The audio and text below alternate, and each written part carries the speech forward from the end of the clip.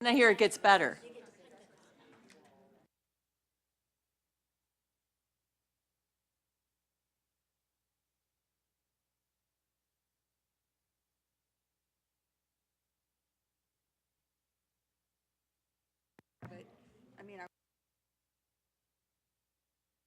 I need I prescription. like staples because you get the different colors.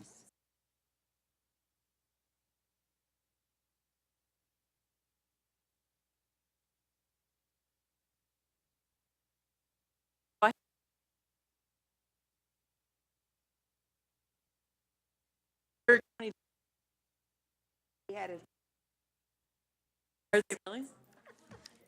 Never get them from the dollar store though, because the prism on the glass is really weird. some of it's kind of advanced stenosis. So his but balance it's- problem is from his back. His balance problem is actually leg weakness. We're going to call the meeting to order now. We expect some more board members to show up momentarily, and so we're going to call the roll, please. Summers. Here. Dr. Hans. Mrs. Raspecki. Dr. Arrington. Here. Ms. Newman. Dr. Taub. Here. Dr. Klotz. Ms. Schulman. Here. Mr. Rubin. Here. Ms. Kucharek. Mr. Landsman.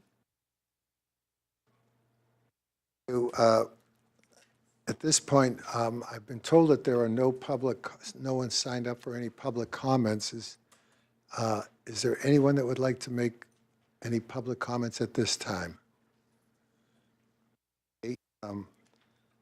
There are no public comments at this time. The first item on our agenda is a parity update. Dr. Nicole?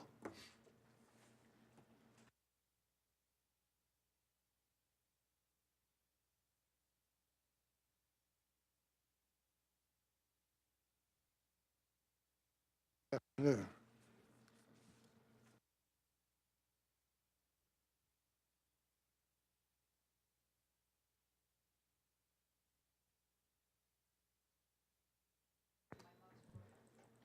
Good afternoon.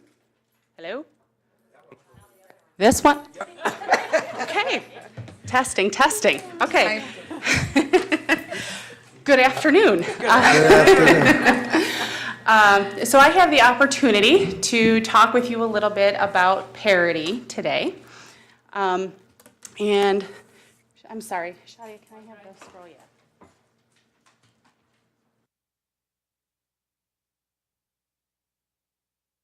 I wanted to take the opportunity to start off and just talk about a couple of pieces of legislation that drive a lot of our parity efforts, and then just have the opportunity to define a couple of the nuances as it relates to parity and the efforts that we're making moving forward, both locally and on a statewide level. The two pieces of legislation that were passed was the Mental Health Parity Act, which was passed back in 1996. And then we had the Mental Health Parity and Addiction Equity Act. And that actually, if you can believe it or not, has an acronym that goes to it that I can't figure out how to make it sound like a word. So I'm just going to call it the Equity Act. And essentially, the Equity Act was passed to backfill some loopholes that were left in the original Parity Act from 1996. And so that was passed in 2008, with compliance expected in 2010. And so I note the years because here we are in 2018, just starting to gain compliance with parity. The Equity Act was, like I said, passed to close some loopholes, and so I'm just going to refer to both acts just kind of as parity and in one.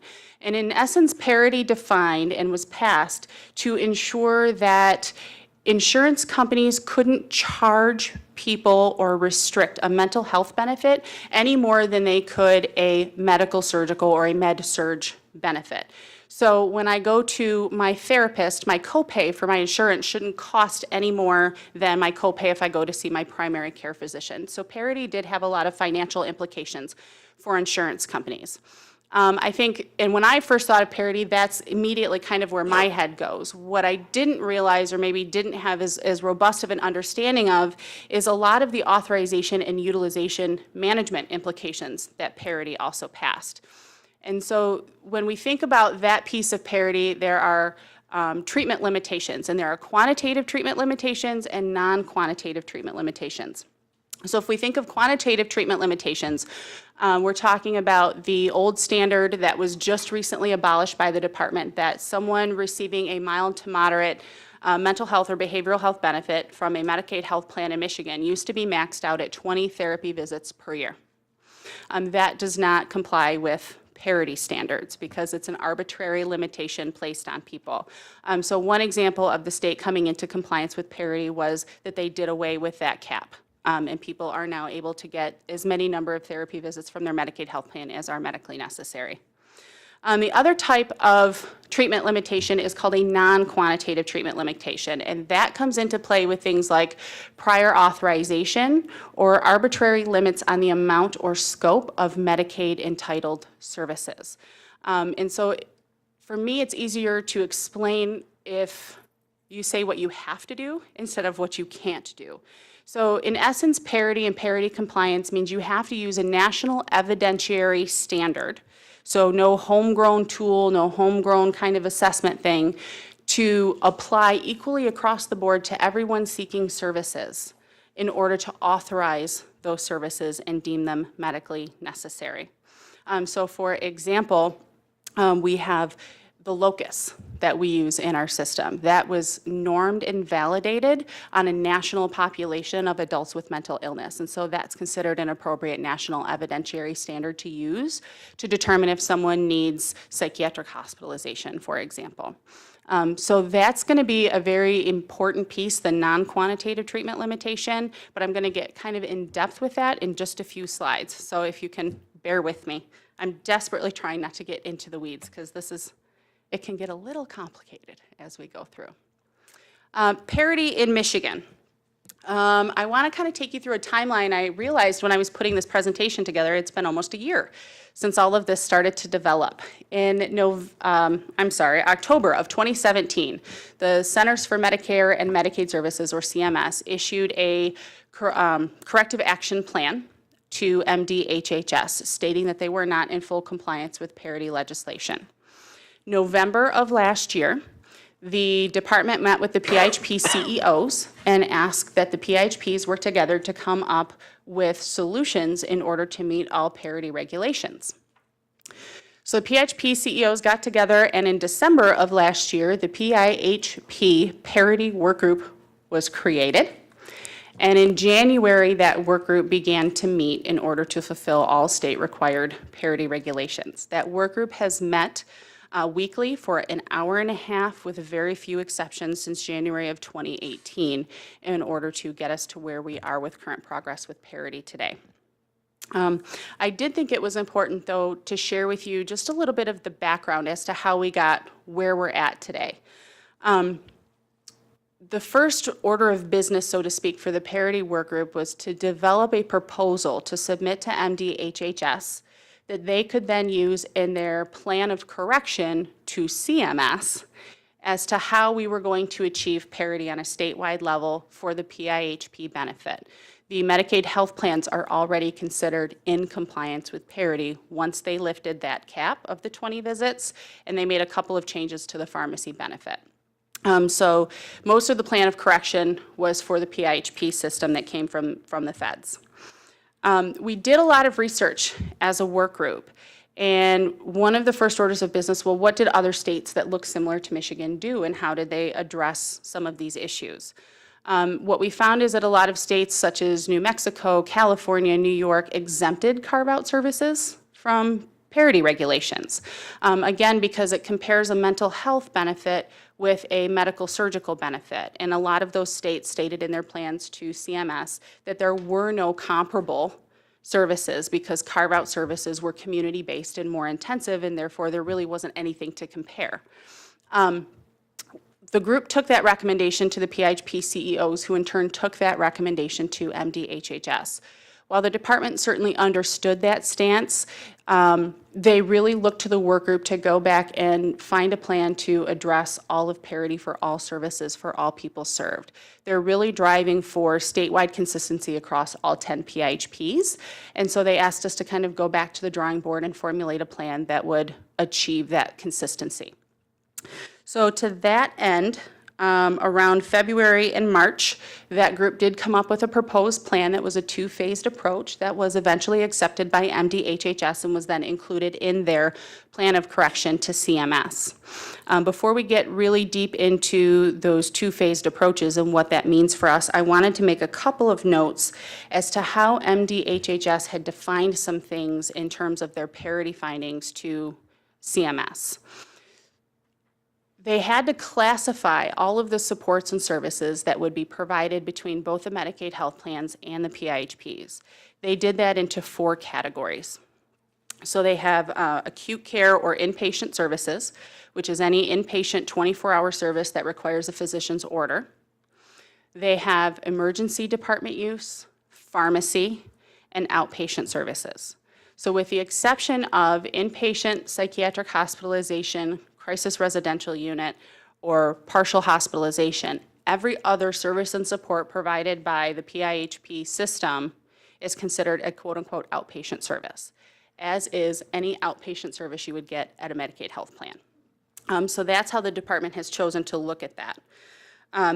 Their findings said that they were focused on the non-quantitative treatment limitations. So because the Medicaid rules and regulations bind us to providing all medically necessary services in the amount, scope, and duration that anyone who's eligible requires them, they said there were no quantitative limitations. However, they said that there was no consistent national evidentiary standard applied across the board to all people that we serve. And there was no consistency across the PIHPs in terms of how they authorize then those services and supports to people.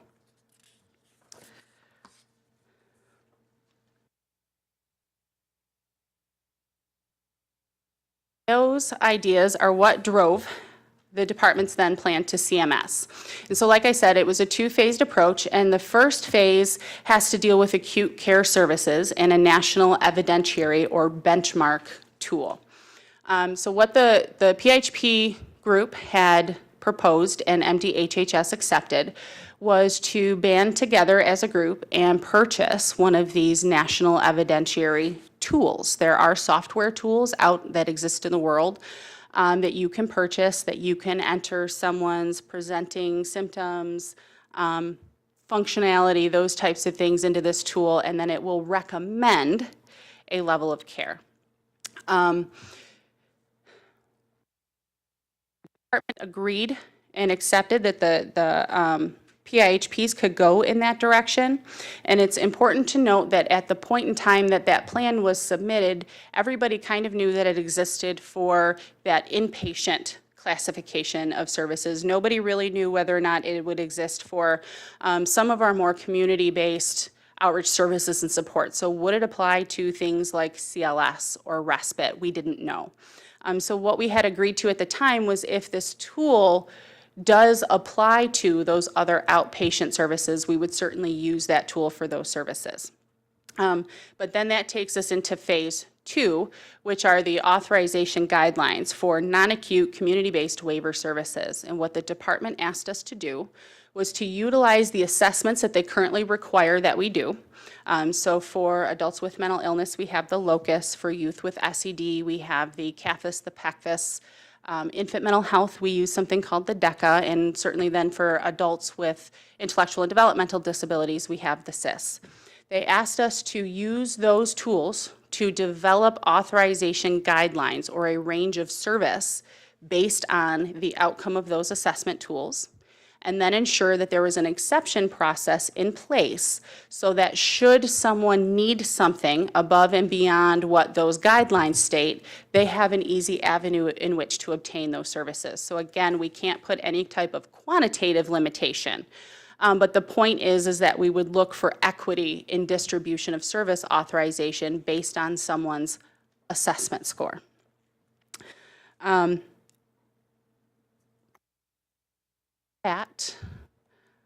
think it would be easiest to get into each phase and what they mean. So for phase 1, some successes that we've had.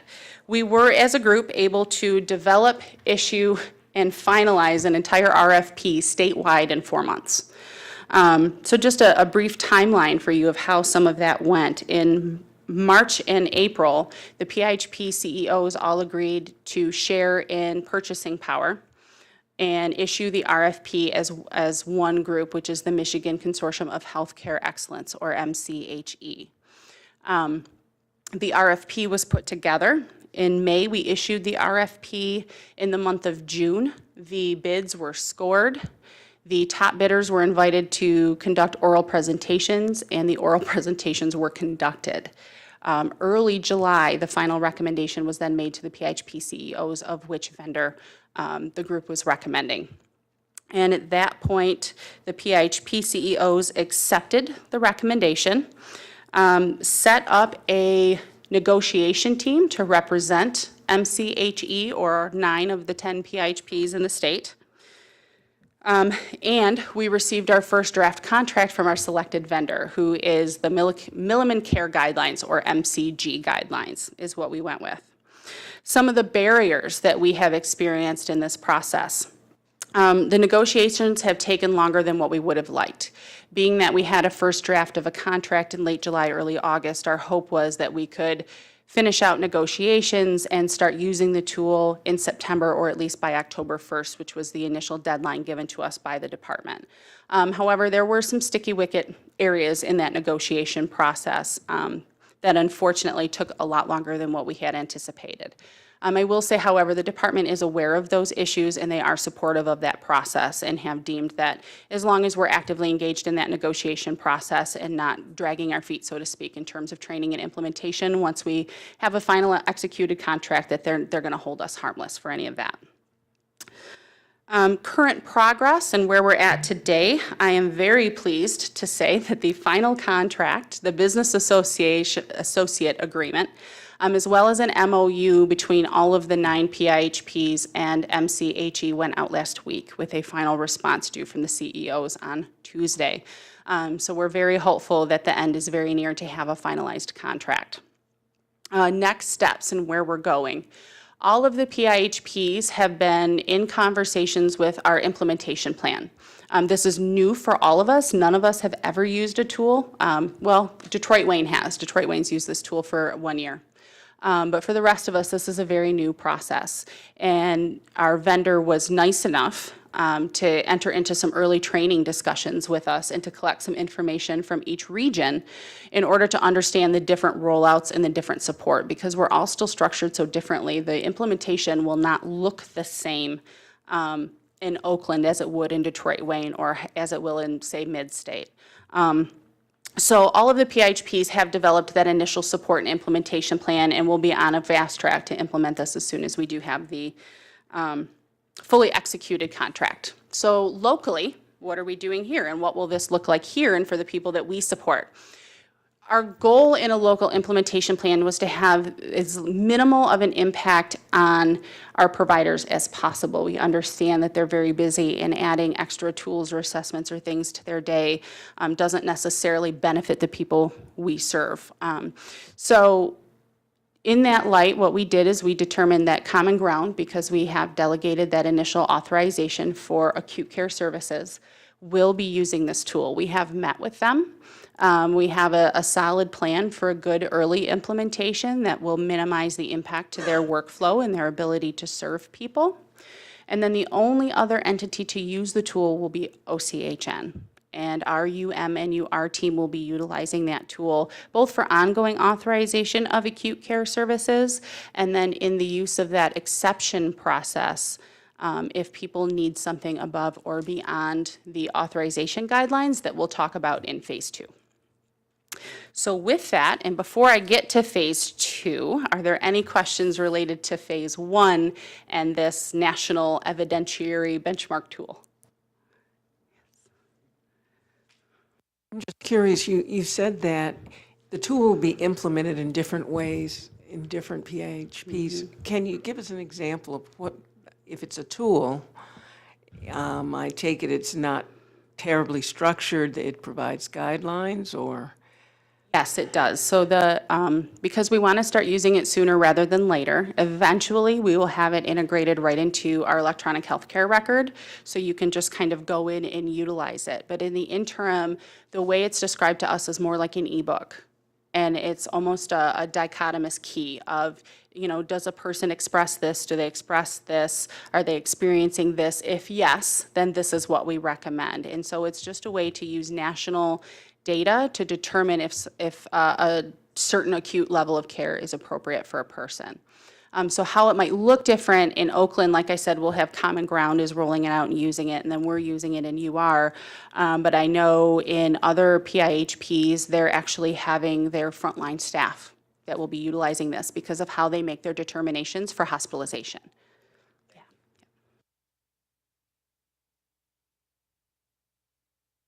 9 out of 10 of the PIHPs were participating. Which one isn't? And Northern Michigan Regional Entity is not. But it is my understanding that they are purchasing the tool on their own. So there still is a consistent PIHP approach to this.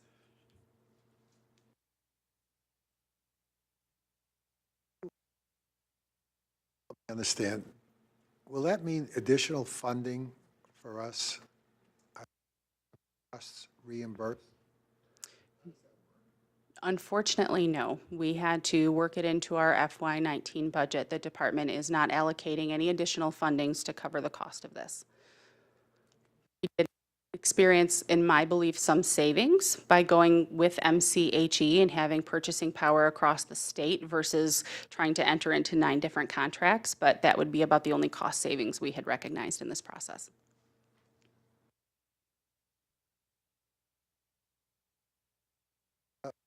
Going into the next Phase part? 2, yes. Great. Phase 2, authorization guidelines. So again, MDHHS expressed to the Parity Work Group that their vision was for us to utilize assessment tools to create authorization guidelines. So just an example of this is if we have assessment tool A that takes a look at what someone's experiencing in their life and say then it gives a score of 1 to 10, with 1 being someone needs less needs and 10 being someone has very, very intensive needs. Then the idea behind parity and these ranges of service, because the department also and the work group did not want to lose person in family-centered planning and all of this, would be if someone's scored a 2 on this assessment, then perhaps they would have up to 10 hours of CLS in this guideline. Versus if they scored an 8, perhaps up to 40 hours within this guideline. Again, keeping in mind that if someone has any kind of extenuating or different circumstances where that service, as defined in the Medicaid Provider Manual, is medically necessary, there is a process to access more of that particular service. That piece was very important to the department when they rolled that out with us. And again, that parity is the use of an evidentiary standard to consistently apply authorization with equity across the board to everyone. So the assessments are being looked to as an evidentiary standard, and then the authorization decision guidelines are a way to apply that equitably across the board, yet still allow for exceptions if someone needs it. So some of the successes that we've had in relation to implementing phase 2 is we have developed authorization decision guideline templates, and we did conduct a statewide data study. So we did do a statewide data poll. The group came up with specific logic as it relates to authorization and claims data, and we were able to compile all of that data together. Some of the barriers is we did an extensive analysis of that data, and at the end determined that we are still so very diverse in our approach to this, that to implement any single statewide guideline would essentially shock the system, so to speak, in that it would be so divergent from what any one of the 10 PIHPs is currently doing that we were quite concerned that it would be a little bit too chaotic. There's no assessment tool for youth with intellectual and developmental disabilities, and the assessment tool that we use for infant mental health services, called the DECA, doesn't really lend itself well to the creation of these guidelines, so that was certainly a barrier that we faced. This is a big lift for many of the PIHPs and the CMHs. The guidelines and the exception process that I'm describing have been in place in Oakland County for a decade. There are many PIHPs and many CMHs that either took a different approach or haven't implemented anything similar to this. And so this is a big change, and it's a big lift for a lot of people around the state. And we also had a big shared concern with the timelines because MDHHS was really looking for full parity compliance by October 1st, that especially in the areas around the state where this is something new, rushing it would end up in an unintentional subversion of person and family-centered planning, in that the assessment score and or these guidelines would drive authorization as opposed to informing it. So we certainly still wanted to maintain our value of person and family-centered planning and have this information inform it, and then that's why we have an exception process, so that this is not written in stone, that this is all someone gets. So current progress and where we're at in terms of this. We have met several times with MDHHS. We've explained our different barriers. We've explained our concerns in terms of a statewide set of authorization guidelines. MDHHS was very understanding of that. And as an alternative, what we proposed was that we had the ability to roll them out regionally and establish our own guidelines regionally. And then once all regions were using guidelines, we could continue to work together to move toward a consistent statewide set. And the department did agree to that. We also requested the ability to then establish guidelines using claims data for infant mental health services and for youth with intellectual and developmental disabilities, which the department also approved. We have no assessment tool to use, and they wanted guidelines. And so we had to come up with some way to establish them. That was what we proposed, and that was what they accepted. We also requested an extended timeline to allow for appropriate training of staff and the use of guidelines. So again, that we weren't unintentionally just kind of barreling straight past the person and family-centered planning process. MDHHS also approved that and extended our implementation timeline out to January 1 of 2019. We have also requested that the state assist us in a communication plan so that everybody is being informed about these changes the same way, and that we are all staying on the same page, and the state was very amenable to assisting us with that as well. So work on that continues. In terms of next step, each region is in the process of developing their own guidelines based on the statewide templates, and they're responsible for a local implementation plan. The Parity Group continues to meet. For those of us that have had long-standing guidelines and exceptions in place and things like that, we've done different presentations using the Parity Group as kind of a learning collaborative so that the other PIHPs can determine the best way to implement those things for themselves. Our local plan, like I said, we have had these guidelines established for well over a decade at this point, as well as the exception process. So the vast majority of our guidelines are going to remain unchanged. The exception to that is going to be the guidelines that we have for services for people with intellectual and developmental disabilities. Currently, the guidelines we have address 4 services. They address CLS, respite, skill building, and supported employment. So in order to come into compliance with the state's parity plan, we have to expand that to all services that a person would be entitled to and establish those ranges. So in terms of where we're at, we are certainly on target for a January 1 implementation. We have our data set, the data is pulled and being analyzed. We have a meeting with the providers on October 26th to talk about a first draft of what those ranges might look like, get feedback, which then gives us time to finalize through the month of November and December and be able to roll those out, make sure staff have the training and the support that they need before they implement on January 1. That is the end of phase 2, if there's questions.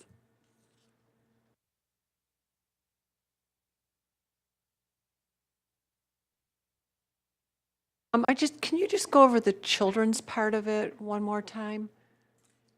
For youth with SED, we have currently established ranges using CAFIS and PECFIS. The difference And where it might get a little confusing is for infant mental health, so infants 0 to 3, and youth with intellectual and developmental disabilities, where we don't have an assessment tool that will really lend itself to the development of those guidelines. And so in that case, we plan on using claims data and using that claims data to establish a range. So we'll probably, if you can picture like a bell curve, we'll establish the range from the end of the tail here and the end of the tail here. So we'd have a low end here and a high end here that captures the vast majority of youth we serve, and it would really only be the high level exceptions that we would use for the exception process. Statewide looking at it? Or is it, Each region is looking at their own data. so you're and- speaking of our region when you talk about that curve and, Yes, that will be our approach to it, yes. okay, thanks. You might have addressed some of my questions, but I got sidetracked when I was writing notes, so I might have missed something that you said. So if I am asking you to repeat yourself, I apologize. But I want to start out by saying that whenever, and you gave an example that if somebody was determined to be like A2, that would indicate a certain level of support and service. Okay. And then you said that there's an exception process. I'm kind of curious about what the standards for exceptions might be and how easily are they implemented? Standards for the exception is the standard of medical necessity. And so then that's where that tool, that national benchmark tool that we have kind of comes in combination with the Medicaid provider manual. So if someone is able to say they need additional hours of X service, and one can demonstrate the need, and two, the service is being provided in accordance with the Medicaid provider manual definition of that service, then the exception would be approved. We have a process here where providers are able to enter a quick blurb about a person's needs and establish that medical necessity, and that actually comes to this building for review. So we review it and then we approve it. If we review it and we needed more information, we ask for more information. If we review it and we don't approve it, we actually send it to a PhD for a second level review, just to make sure that we're on the right track before we deny a specialist review or an exception request. All of that takes place within typically 3 to 4 days. So once the provider sends us the exception request, we have 2 days in which to respond.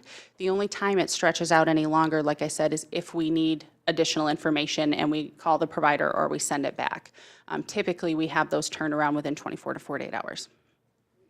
Anticipated one of my questions. Who's on the review team? We have our UM and UR analysts that review. So those are individuals who have a master's level education in human services and at least 5 years experience working with the people we serve. They come from a wide variety of backgrounds, and they review the requests. Unless, like I said, it's a denial, in which case we do have a PhD level psychologist that we contract with. So they're not a direct employee of OCHN, to have more, just to make sure it's a very objective view of things and to make sure that if we're denying, it's appropriate. At what point, if an exception is identified and granted, how does the person-centered planning process enter in? Does that get, do you reconvene the planning team? Do you incorporate that into an individual's plan? If it's approved, then yes, it would it's typically just incorporate it into the plan, because the person and family-centered planning meeting would have occurred first, and so they would have known that they were going to input that exception. Documentation for that? Absolutely, yes. Okay, that's great. In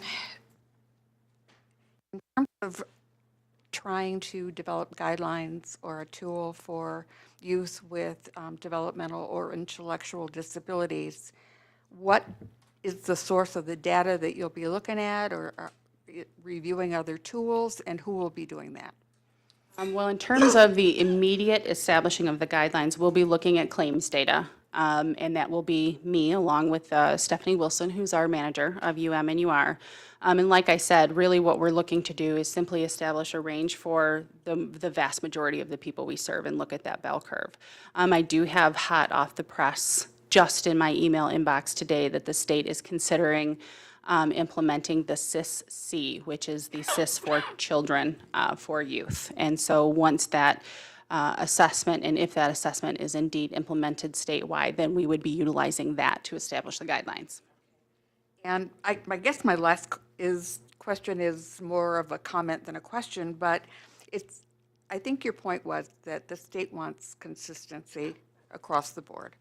And it sounds like it's still a bit of a patchwork quilt in terms of how implementation is going to occur. What role is the state going to play in trying to get back to a point of consistency statewide? What kind of oversight are they going to be incorporating into this process? Well, I don't have anything formal, so I can just give you my best guess. And that's going to be that they are going to continue to ask the parity work group for ongoing reports, and then hold the PHPs to the standard of moving toward a statewide consistent standard. So as long as they continue to meet and we continue to work toward establishing some of those guidelines, I think it'll be okay. But the state has been very clear in their expectations that they do expect us to make it there, and that they expect us to make it there sooner rather than later. Confidence in that mechanism? The work group? No, not in the work group, not in the humans, but in the state's oversight. They have been extraordinarily complimentary and collaborative throughout this process. They have really listened to some of the concerns and some of the barriers that we have come up with. And they have really been great partners in terms of trying to give us the leeway to do this in such a way that it improves services to people and doesn't have unintended negative consequences for people we support. I think that, we have done a pretty thorough and historically long-term job in some of these aspects already, where other parts of the state have not. So I guess my final concern is, will the rest of the state rise up, or will we have to moderate what we do? Because we've seen in other instances where funding seems to want to support middle-of-the-road kinds of things rather than outcome-based, high-end kinds of supports and services that we know we can do. Well, speaking for myself, and I'm sure our executive leadership, I don't think we're interested in moderating ourselves now or at any time soon. So we'll continue to have a very active role in terms of how this rolls out in the state. And really, we would have been moderating not only ourselves, but a couple of the other PHPs would have really been moderating themselves as well to go with a statewide data set. And the department did hear that very loud and clear, that you will There's enough sacrifice inertia things. Okay, that's great. I believe so, yes. Not that I'm cautious or cynical, but just wanted to be sure. At McAfee, we've been working with Partners for Parity forever and ever. And their efforts involve the Medicaid health plans, which they didn't have then at the beginning, Medicaid, private insurance, and Medicare. Does this influence anything, what you said, does it influence anything with Medicaid? I've never heard of the Partners for Parity, so I'm not sure. We used to work with them. But it was trying to get all the insurance companies to get off the 20 visits in the same rule, that if you provide mental health, it's got to be the same rules as physical health. Yeah. What happened when we did that is a lot of people just stopped providing mental health, period. Then they don't have that rule to follow. Right. But my question basically is like, your standards and evaluations, are the Medicaid health plans going to have to follow that, or are they involved in your? They are not, and They're not. the department had said that from their perspective, once they did away with the 20 cap on visits and they made a couple of adjustments to the pharmacy benefit, that the MHPs were already in full compliance. And so it was the carve-out that they wanted to, it was the PHP carve-out that they Private wanted. insurance and Medicare, are they also having to follow those national standards? Those were not, the private insurance was not included in the state's plan. The state's plan, however, only focused on Medicaid. So, yeah.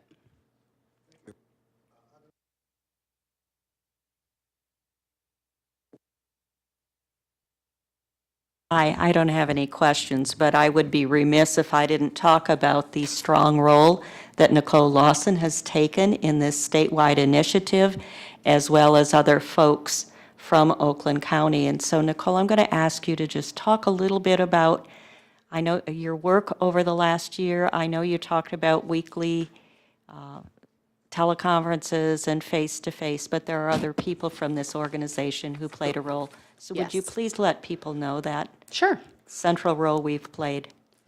So I chair the Parity Work Group, along with a other PHP CEO from the Southeast Michigan Partnership.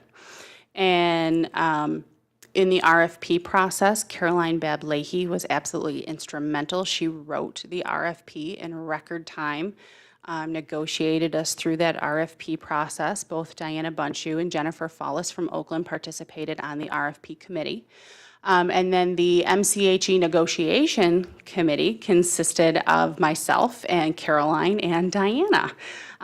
So we negotiated the contract on behalf of MCHE. Caroline also drafted the memorandum of understanding between all of the PHPs and MCHE. And then certainly my administrative support staff, Sandra Wojciechowski, was instrumental in helping me do all of that in-depth data analysis of the statewide data poll. So we have pretty well centralized everything. All the data polls, the data logic has come into this building. We've done the in-depth analysis and led and spoken on behalf of the work group in the meetings with MDHHS. And thank you and everyone who's participated. Yeah, I brought that up. Doctor, thank you very much for your report.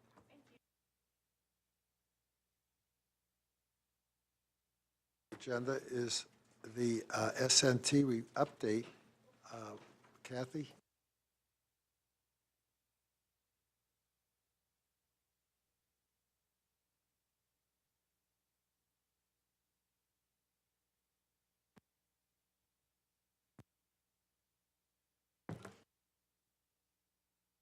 Good afternoon, everyone.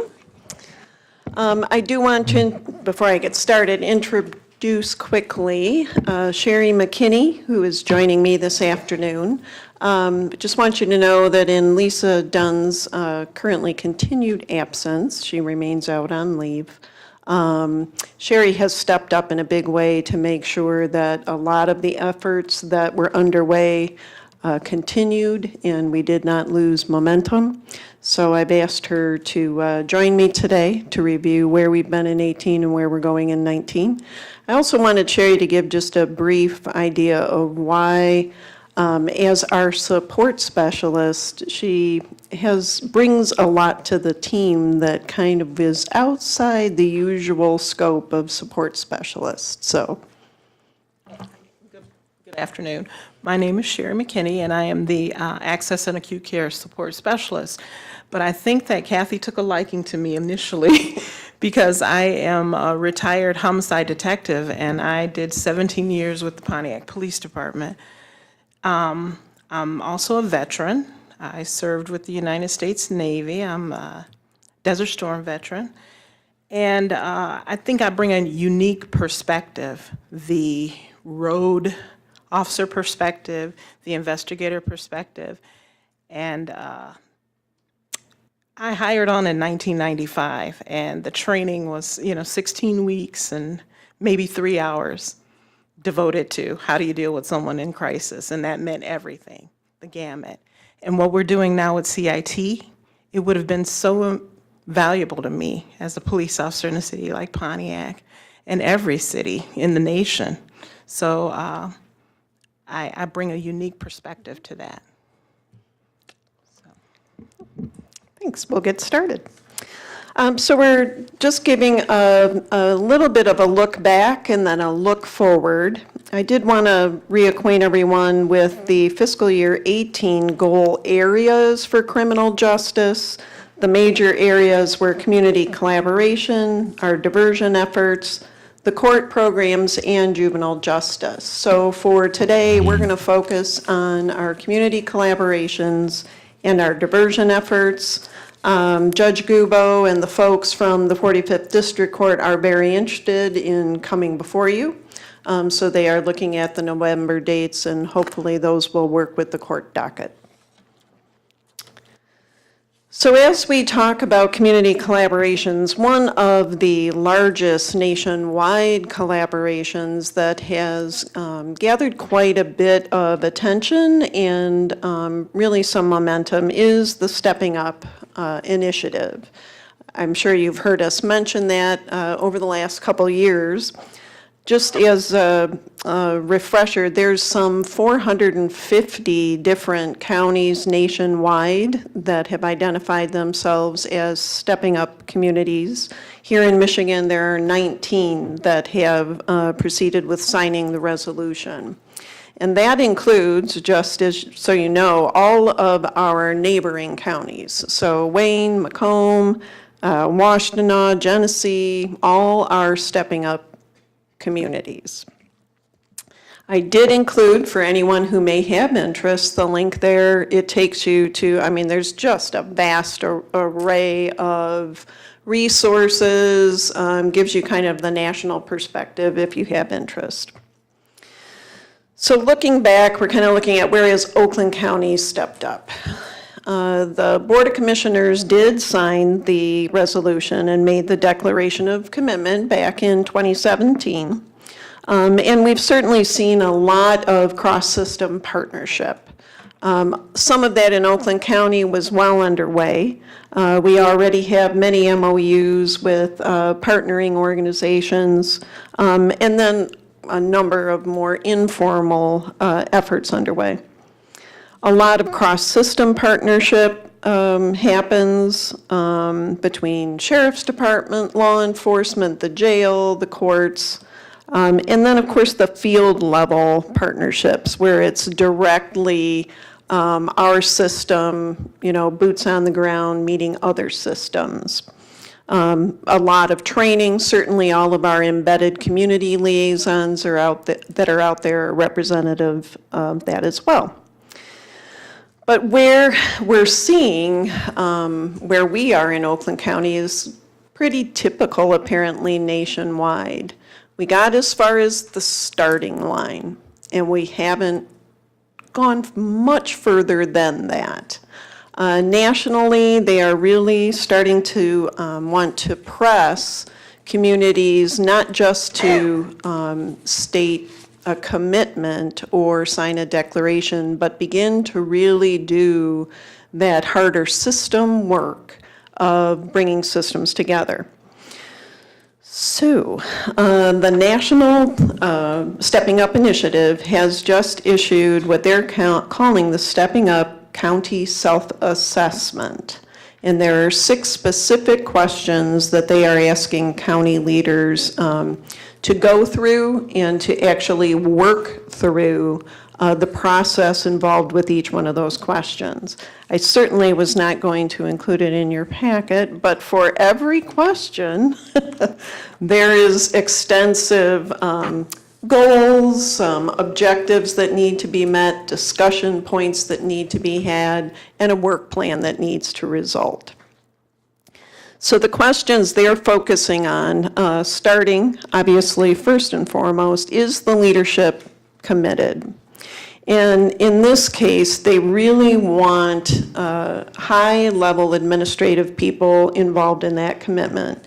And they specifically cite ensuring that we have someone with active involvement and responsibility for the county budget.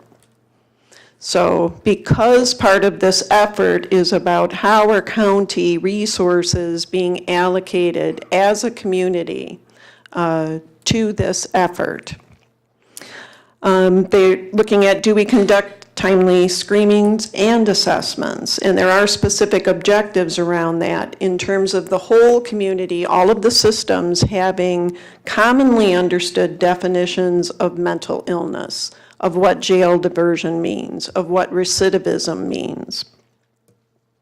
Do we have baseline data? To date, we still often come to the table with our partners, but they sit with their pool of data. We sit with our pool of data. And when you get 4 and 5 systems, each with their own pot, it becomes very challenging to really share that data and have common metrics. They're asking that the communities do a comprehensive process analysis and the inventory of services. So taking a look at how someone moves through the system and is able to access services at any of those points. They really want that to be, again, a county-wide effort. Fourth, have we prioritized policy, practice, and funding improvements? I can certainly point to numerous evidence, many occurrences where we have done that internally in terms of our system. Again, we want to see that happen as a whole community. So having a common plan for where we're going is what they are hoping to see. And again, then how do we track progress? How do we say that not just OCHN has provided training, as we'll talk about, that resulted in X number of diversions? That's wonderful and good. But how do we then look as a community about what has then the law enforcement, what have courts and judges been able to change? What have we seen change in terms of policy and practice? So that will be a bit of an undertaking. So next steps for us, we are going to be speaking to the Board of Commissioners again soon, just to give them an update on where we are, largely to bring them up to date on where we are with the juvenile justice initiatives, but we want to take that opportunity then to come back and revisit where can we continue to work together and come to the table around stepping up.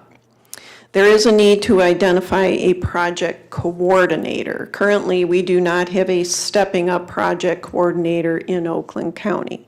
That position, or it isn't necessarily a lone hat. It's probably going to be someone adding that hat to whatever they're currently doing. But that does not have to rest here. In fact, there would be some argument that it should not rest here. That it should really be within county leadership.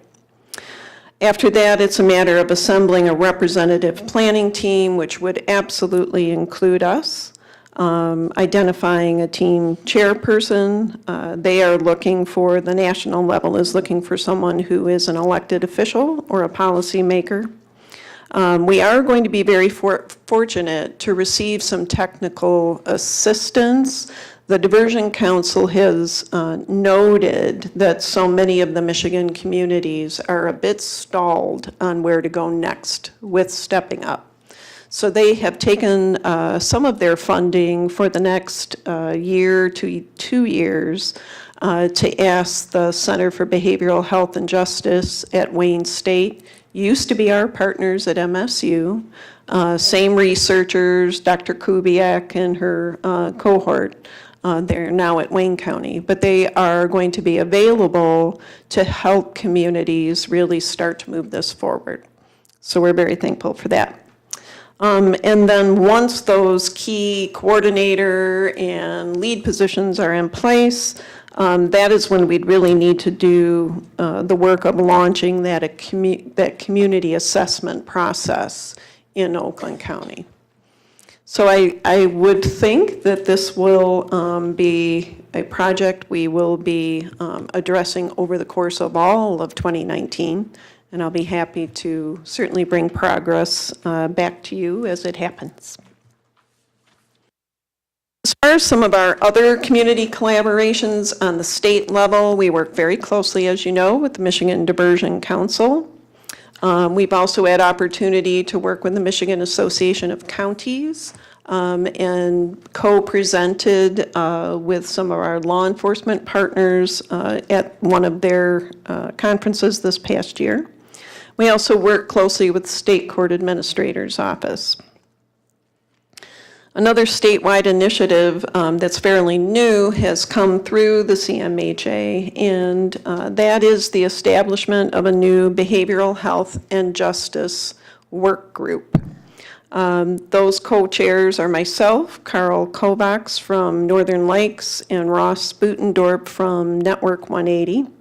And we are in the process of confirming our mission statement and working through the association to get that word out. What we are hoping is to become a single state resource for CMHs, PIHPs, to locate all of the constantly emerging grants, new practices, latest research on criminal justice, juvenile justice, certainly a lot that's happening around assisted outpatient treatment. There's just so much information coming down that we wanted to be able to provide that central place for people to go to and find that information. We also want to be able to provide some technical assistance because so many of the communities, we've been very fortunate that we have received funding for diversion efforts for the past 4 years from the Diversion Council. But that's only about 10 communities across all of the state. So for those communities that are not part of that, for them to get the information back that's coming up from those pilot programs, we want to make sure that's available to everyone. So we will keep you posted on that. Our local collaborations, of course, are around, we continue with what used to be the JDAT, the Behavioral Health Justice Collaborative, and that meets quarterly. That is chaired by Dan Holloway. And we have our ongoing collaborations with the embedded liaisons at various sites across the county. The second goal area that we were going to cover tonight is the area of specifically around our diversion efforts, and that is, has been for both adults and juveniles. I did include the link here as well for the Michigan Diversion Council statewide pilots. They published a statewide progress report looking back on 2017 and into 18. So it gives you an idea of everything that has been occurring across all of the pilot sites in Michigan. In 2018, our funded projects were the 40-hour crisis intervention team training, the juvenile diversion coordinator, the reentry from jail to community support, so that's our REACH liaison who's embedded at the jail, along with the peer supports. And then the work around supporting homeless individuals who are leaving jail. And that was referred to as our STIR, or Supported Transition into Rapid Rehousing program. So in 2018, the 40-hour crisis intervention team training did take place in August, and I wanted to let Sherry give you some details as she's been collecting the data from our recent effort. So this August, we were able to train a total of 30 officers, and the officers come from the agencies in Oakland County. And thus far, over the last 4 years, it started in 2015, that first year, we were able to train almost 80 officers, and they were primarily from the Oakland County Sheriff's Department. And the Sheriff Department, they cover a multitude of other areas like Pontiac, Lyon, Commerce, Highland Township, White Lake Township, and they also help the other agencies that were trained. In 2016, we were able to train 24 officers. 2017, we trained 23 officers, and then we got our numbers back up to 30 this year. And in those numbers, we had the Lansing Police Department join us. We had a couple of sheriffs from Macomb County. We had the Oakland Community College Public Safety Department, and then we had a United States Secret Service officer join us. So our reputation precedes us, and people are coming to us because we're offering this training. And it ends up being a 40-hour week. We have them for 5 days, and we present a manual that's this thick, and I'm sure when the officers come in, they're like, oh, Lord, what did I sign up for? But in that manual, we go through, we train them, everything that we know, we share with them. And we have people from our agency come in, local agencies. Lieutenant Hill, he's with the Sheriff's Department. He came in, and he pretty much runs it. It takes a village to train an officer, and our village here helps us make the officers better in the county. So we've covered Auburn Hills, Bloomfield Township, Birmingham, Ferndale, Farmington Hills, West Bloomfield, Rochester Hills, Novi, Southfield, Royal Oak, Waterford, Oak Park, Wixom, Huntington Woods, Troy, Warren, Lathrop Village, and Madison Heights. This year, we had it at a new facility. We had it at Oakland Community College in Auburn Hills, very close to where we used to have our office. And it is the perfect situation for the kind of training that we offer. We do a lot of classroom training. There's a lot of videos. Police officers are visual. You can tell them what to do, but when they see a video of those techniques actually being applied and their success, you've got them. So we do 2 days of scenarios, and we do actual scenarios at the facility. The Crest Center is a secured facility. It's hidden on Oakland, on OCC's campus. You don't even know it's back there, and it's like a little city. So you have like a bank, you have like a convenience store, you have houses, there's a school, a fire department, and it's where they do their regional police academy training and their fire academy training. So you're able to set up these scenarios, and we have people from our agency come out from every department, and they present these scenarios, and we apply the training that we give the officers, and it's invaluable. It's really an amazing situation. So we're working at getting everybody through that and teaching them that jail diversion efforts are just as valuable as an arrest and more necessary sometimes than an arrest. So why do you have to arrest every time? It's not black and white. There are different ways to handle things. And I just think it's an amazing training situation. So we're also looking at, I think we're still on the same slide. The Juvenile Diversion Coordinator, we did unfortunately lose this past year. Lakeisha opted to take another position when it was clear that funding was not going to be coming down to continue her position. So we are without that at this time. We have continued the reentry, as I said, from jail into the community and the rapid rehousing program. Our grant evaluators are currently collecting all of that data. When we have that report that details the successes of that, we will bring that back to you as well. So we also wanted to look ahead to 2019. We did just last week get confirmation of what we do have funded going into 2019. We will again be providing the 40-hour crisis intervention team training. That will be partial funding from the council. Dispatch officer training, a critical piece, because they truly are the first responders, even before law enforcement. Parole and probation training is something that we've done in the past, but it's been a while, and we do want to pick that back up. We will be able to continue with our REACH liaison, with the rapid rehousing program. We're going to be adding a new position because of the emphasis on what's happening under probation. So we will be posting shortly for an OCHN probation mental health liaison.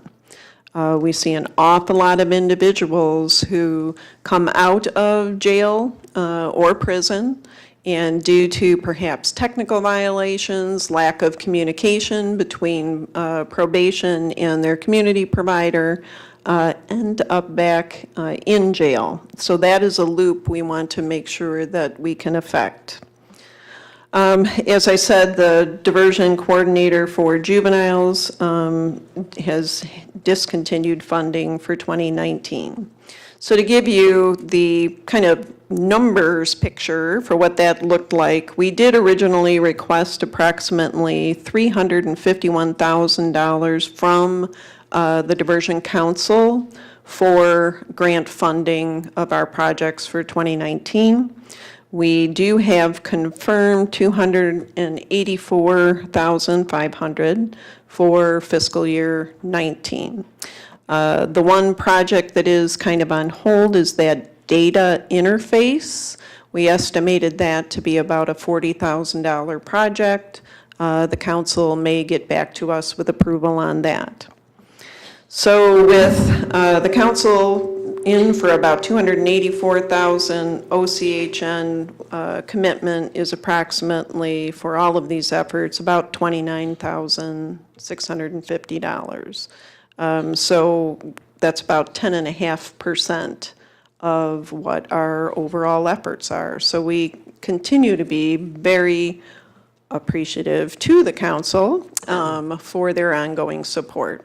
They are looking, of course, for all the communities to begin to move some of these projects and initiatives into more of a sustainability planning phase. So that's why you will see some of that partial funding. Some of that shift has to begin to move over to the communities. One of those is, of course, our continued commitment to crisis intervention team formation. And Sherry and I had the opportunity to attend last month the first statewide CIT conference that's been held in Michigan. We really were surprised we've done a great job here in Oakland County as far as really getting this training up and running, and we firmly believe that sticking to the fidelity of that CIT training model has been what has given us the success. But we also see that what the partners there have talked about is that it needs to be looked at more systemically. So we are going to remain with that 40-hour training, but we did want to mention too that because of the impact, the data we've seen on officers, that's really what has stood out for Oakland County. We track the jail diversions that come through Common Ground. And right now, the first quarter, the second quarter, we're right at about 300 diversions. And we've been able to watch the numbers grow. In 2014, we had like 114 jail diversions. 2015, we enacted the CIT training, and you see a big bump right after the training. Everybody's using Common Ground, and there are jail diversions that are happening, and the number goes up. Then in 2015, we go back down a little bit, and then as we begun to train and continue to train, and the officers grow more confident in the things that we've taught them and the different ways to use jail diversion, as opposed to just jailing someone every time, the trust grows and the word gets out and people know that they can trust and do these things and divert people. But we're not able to capture diversions that don't happen at Common Ground. And as an officer, there's so many times that you go on calls and you stay with that family and you talk to that family and you give them different ideals or different things that they can do and let them know about the resources that are out there. That's a jail diversion, you know?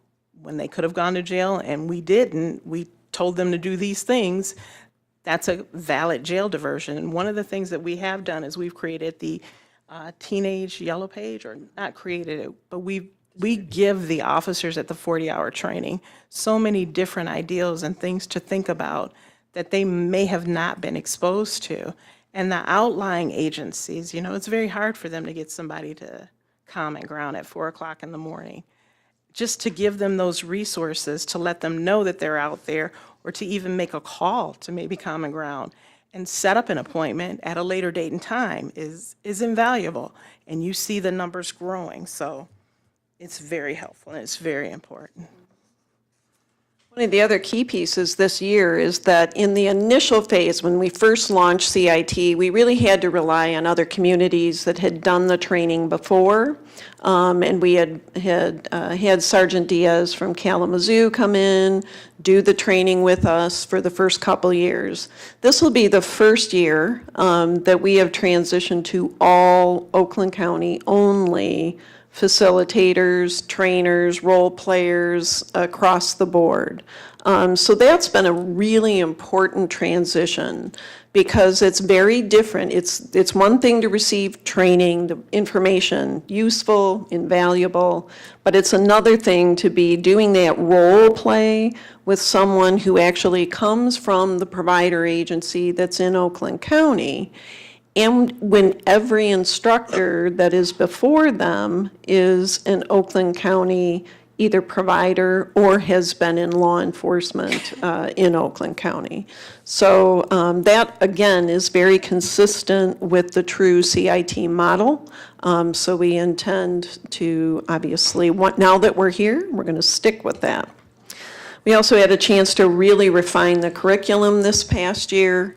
Lieutenant Diaz from the Oakland County Sheriff's Department was phenomenal from the law enforcement side, and our providers and our OCHN staff always step up with their clinical expertise. So we're very pleased with where that is.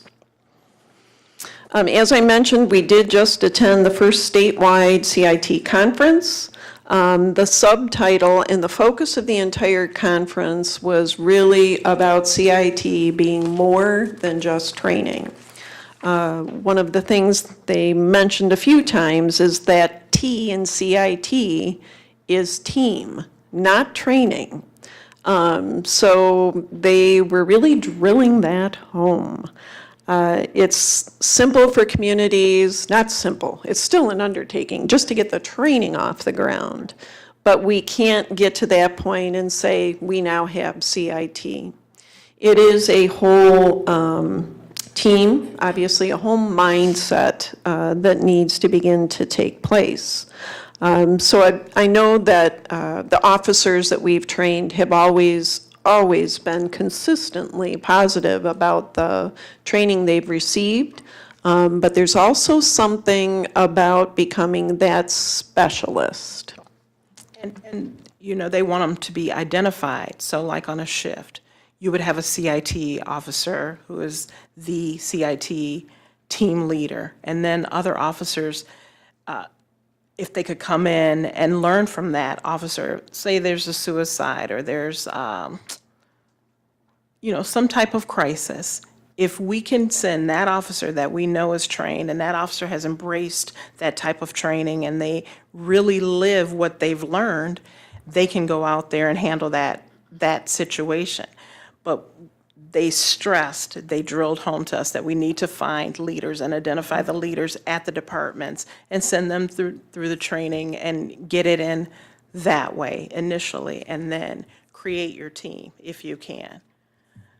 But I remember, when I started, I kid you not, 16 weeks and maybe 3 hours on crisis, and that's any kind of crisis. And, everybody's mic'd up, everybody's got cameras now, and we really have to make an effort in law enforcement to try everything that you can before you have to go to these other measures and to get people the help that they need. And it may not be an arrestable situation if you can do other things. So I think it's really important. So identifying those CIT leaders is something we want to work with our chiefs across the county to really be selective in who we are training in the CIT training sessions. We do have other training available for any and all officers. So that general knowledge that comes through the mental health first aid, first responder training that Dan is doing along with one of the officers from Auburn Hills. Dan continues to go into various police departments for any type of training they might ask for. But that kind of training and CIT do need to stand separately. Next steps is, in Oakland County, we have a few things we'd like to see happen in this coming year. We do need a crisis intervention team steering committee. We've not done that in Oakland County, and that needs to be a cross-section of law enforcement and OCHN, as well as other community providers, and certainly our residents and citizens in our communities need to be a part of that committee. We would like to look at obtaining international CIT coordination certification. That will allow us, there will be no question in terms of the training we offer meeting MCOLs and any other type of training requirements. We also need to really start to look at securing public-to-public and public-private partnerships for funding. There is no way that OCHN on its own can or should sustain the training, and certainly the team implementation needs to come from all of those community partners. We did hear from a number of communities, mostly in Ohio, I think. Yeah, they really pulled in a lot of the private businesses. I know one of them really got plugged into one of the insurance companies, major employer in their area. Another tapped into a hospital network because of the difference it made in their emergency rooms. So we really have to ramp up the commitment from those other types of community partners that are out there. There's also going to be an effort to press for on the state level for CIT training requirements in Michigan. There are not currently any requirements that anybody be CIT trained here in Michigan. So there is a legislative group forming to do that as a result of the conference that we attended. And as Sherry attests to, right now the training is, for new officers coming on board, incredibly minimal when it comes to mental health training. CIT really is meant for more seasoned officers, but there needs to be a look at what are they receiving at the front door. Who's on midnights? The new guys, you know, the babies who don't really know about the resources in the community. They weren't told that you can do these things. They're working with what they learned from the police academy. And it takes a little bit of time to get a feel for your community, to understand the different segments in your community, and then to know where the resources are. And sometimes the resources are not there. You may need to take somebody to Pontiac, to Common Ground, and you're in Birmingham or you're out in Farmington Hills or things like that. So it takes them time to get up to speed. And when you tell them that and they haven't experienced it, they're going to need to know, they'll remember what you said, hopefully, or somebody, maybe that team leader, will say, hey, you could have used that resource. So got to get it out there. Ultimately, we'd like to see us be on the curriculum. Yes. Yeah, for the academy. Even if it's just one full day, or working with OCC to even get embedded in some of the classroom work for those individuals who are thinking or interested in going into law enforcement, and really shift that mindset as early in the process as we can. So that is where we are right now for our community collaborations and diversion. As I said, next month, we hope to hear from the court, and then we will follow up with another update around our juvenile justice efforts as well. but we'd be happy to entertain any questions. A lot of them, I think, but let me start. Mary, you didn't have your, oh. Okay. Lois? Who is doing the training right now, the 40-hour training? It is sponsored by OCHN through the Diversion Council funding, but it took roughly 27 27 of us from here at Oakland Community Health Network. So we had Mike Daly come in. We had Jean Fettner, Chaka McDonald, Christina Nicholas. Christina comes in and presents SUD. Then she's also a role player there. So she shows them how to live it too. And when we role play, they're very serious role plays. So we'll set up like a homeless person in the alley behind like a 7-Eleven, or you'll go into a home and there's a child that's, having a crisis. He's putting holes in the wall, and it's a very active, very real, very physical, in your face kind of a scenario that happens. And we had people from budget and finance, from access and acute care. They all step up and do this with us. So I counted, and it was like 27 of us, and it's a 2-day process. Dan Holloway, Lakeisha Blackwell, Fran King comes in and she shares her experience with law enforcement. And it's not, it's not easy. It's not light. She shares the good, the bad, and the ugly. And the officers get to ask her, what could we have done different? What do you wish we would have said to you? Or what do you think we could do? And King, she's a woman receiving services, right? Here with us. And now she Employee. works here. Yeah, she works in communications, Right. and she's an amazing, Yeah. presenter. And it's good for the officers to talk to people that they've had to deal with, and maybe not such a pleasant way, Who makes up this council? The Diversion Council, that is made up of people from across the state. If you look under, I provided the link, I think there's like 30 people on the council right now, so I won't even attempt to list them all. But it is chaired by Lieutenant Governor Calley. There's representatives from schools, law enforcement, certainly the CMH system. It's a broad array of individuals.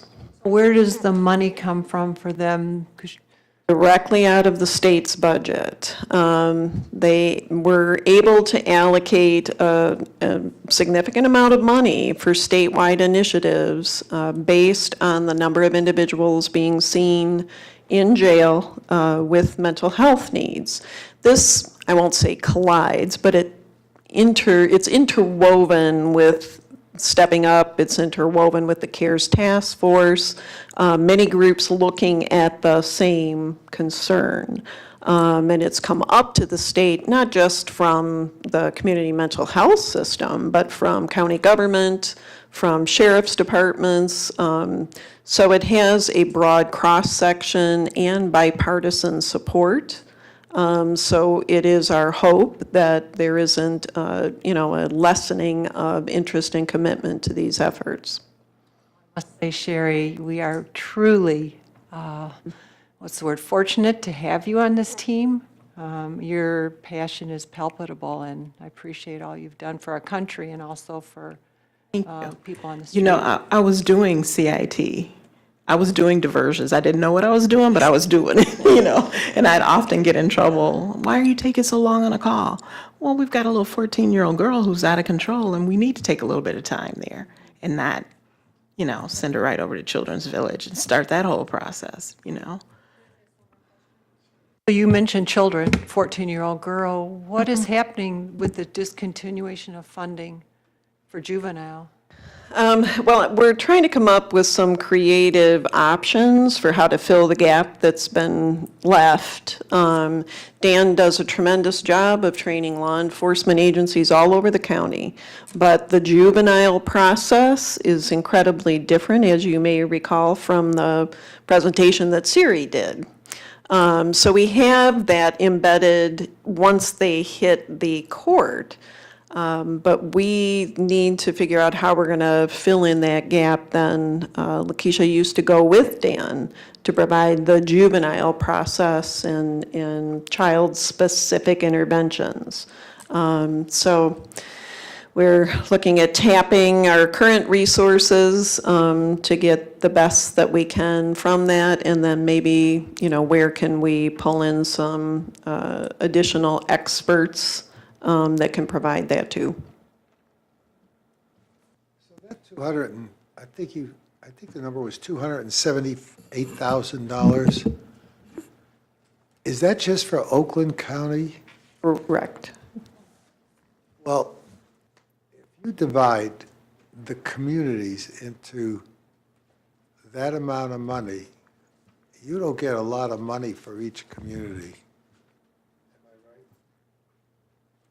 The money is not allocated by community. The monies that are that amount of money that comes to us from the council is to support the specific. Okay. Right. We had to submit a work plan and a request for the various initiatives that we wanted to pursue. Some they approve, some they don't. So it would be like the new position around probation. So that's money's come in to fund the overall program. Correct. That isn't even enough. I know you're challenged by, how are you going to get more funding? We have been very pleased, though, to see the result that we can have by embedding even a single liaison into those other systems. It's like that pebble you drop into the water, right? It disrupts the flow of the way it's always been. I have to, and I mean, I'm biased, I understand that, but I have to just give huge kudos to our liaisons because they are that lone person out there functioning in some other system, trying to really shift perspective and how another system has interacted with people we serve. So we do continue to do that because we continue to see the effect that even that one individual can have. One last question I'd like to know.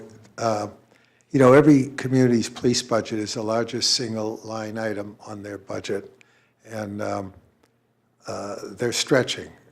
There's no problem trying to get a bond completed and sold if the money's going to the police department and used specifically for that. Is there any way that could be tied in, or is it not a subject that people want to attack? Well, there was a community, I won't name which one, but there was a community that was able to take it up through, approval for the backfill of all their officers to go through CIT training. That's where the money came from. So it was local community, and that's really the future of where this would need to evolve to if it's going to last long-term. Could you just explain the thinking behind discontinuing the juvenile diversion aspect? The council still wants us to continue to work on our juvenile diversion efforts. They just discontinued that particular role in that, and I'll bring, when we do cover the juvenile efforts, we'll bring the state work plan around juveniles. They're really putting emphasis on co-responder models that go out with law enforcement. On the road with law enforcement. And they're banking quite a bit on the new intensive crisis stabilization services that are now expected statewide to be very helpful in reducing the number of juveniles that are coming in contact with law enforcement. So it's not that they don't want us to address the juvenile justice issue. They just looked at that position and felt that it didn't fit exactly with the goals that they had spelled out. I guess that's kind of a subjective opinion. I think that you can't do too much at the front end of a person's experience, and I'm just disappointed by that. I so really have an understanding of how important that is for kids. I mean, things start earlier than we ever imagined and can launch such a difficult path for people, you know? Right. So. The state's also looking at, of course, they sit with the whole state budget, and they're looking at what they've now allocated to the schools to address what they call the school-to-prison pipeline. That's what they call it. Very poetic. It is, and we'll be attending the School Justice Summit in November, which again is statewide. But that's where a lot of the state funding is now being allocated. It's to school systems to address what is happening within the school setting, on the school grounds, that seems to lead to such high contact with law enforcement.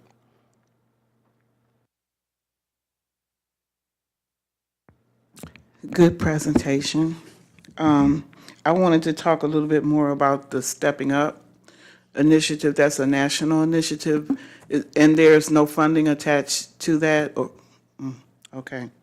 I was also struck by when you talked about who they wanted to have involved in the planning of it. Leadership at the county level, but I'm also wondering why there's no voice of people served in some of these situations. I think it's important for legislators, commissioners, everybody to hear from our perspective, especially when it comes to the jail situation, homeless populations. I'm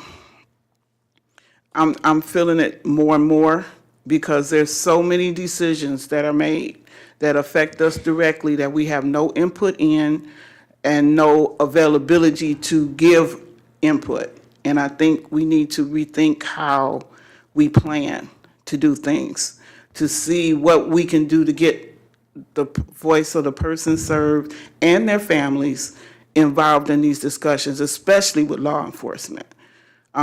Because it doesn't just affect the person that has the illness, as we know. And I'll just leave it at that. We didn't drill down into the detail, but like I said, the actual working documents to really implement Stepping Up, that advisory group has to include people in the community. It has to include people served and their families. When you don't spell it out and I don't hear it, then to me, we're not included. So I need to hear it. Sure. Or Yep. see it, and I'd like to see the plan, the Template? The template, Sure. I'd like to see that. Yeah, absolutely. I can you. forward that.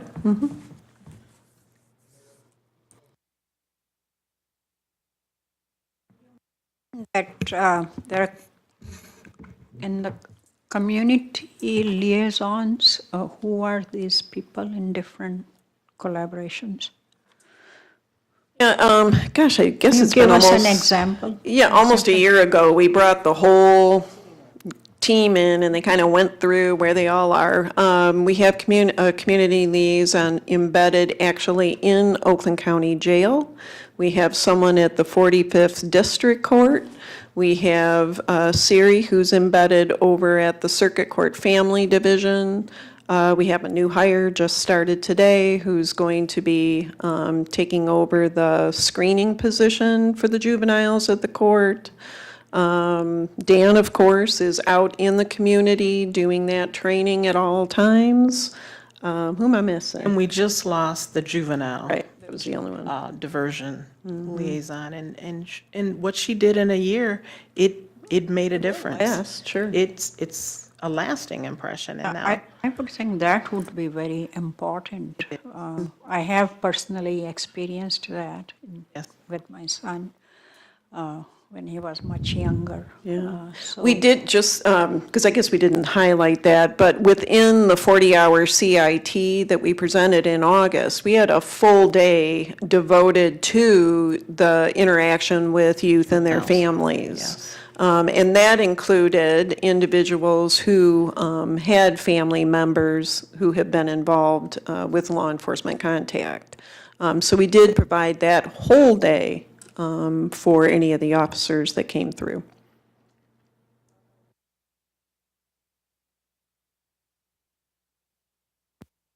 Yes, I'm glad you mentioned that, because with the CIT training, you said that a lot of the participants are coming from OCHN and provider agencies. And I still say again that I think that's an opportunity where the voice of people served need to be heard. If it's happening and you don't say it, then I don't know that it's happening. Yes, in addition to Fran, who very generously shared her story, we had, I think, 3 other individuals, including an individual with intellectual and developmental disabilities, family member with a son with autism, came and spoke. And that is so many times, that's where you see a shift. Light bulb comes on, Yeah. and they get to talk to the officers directly, and the officers ask them questions directly. And it is crucial to the training and to them getting it, you know? So there's.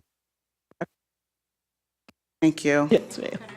one more point. I think it would be very important for training of the dispatchers that this is a CIT, because like you mentioned at midnight, the rookies may not have the experience or know how to.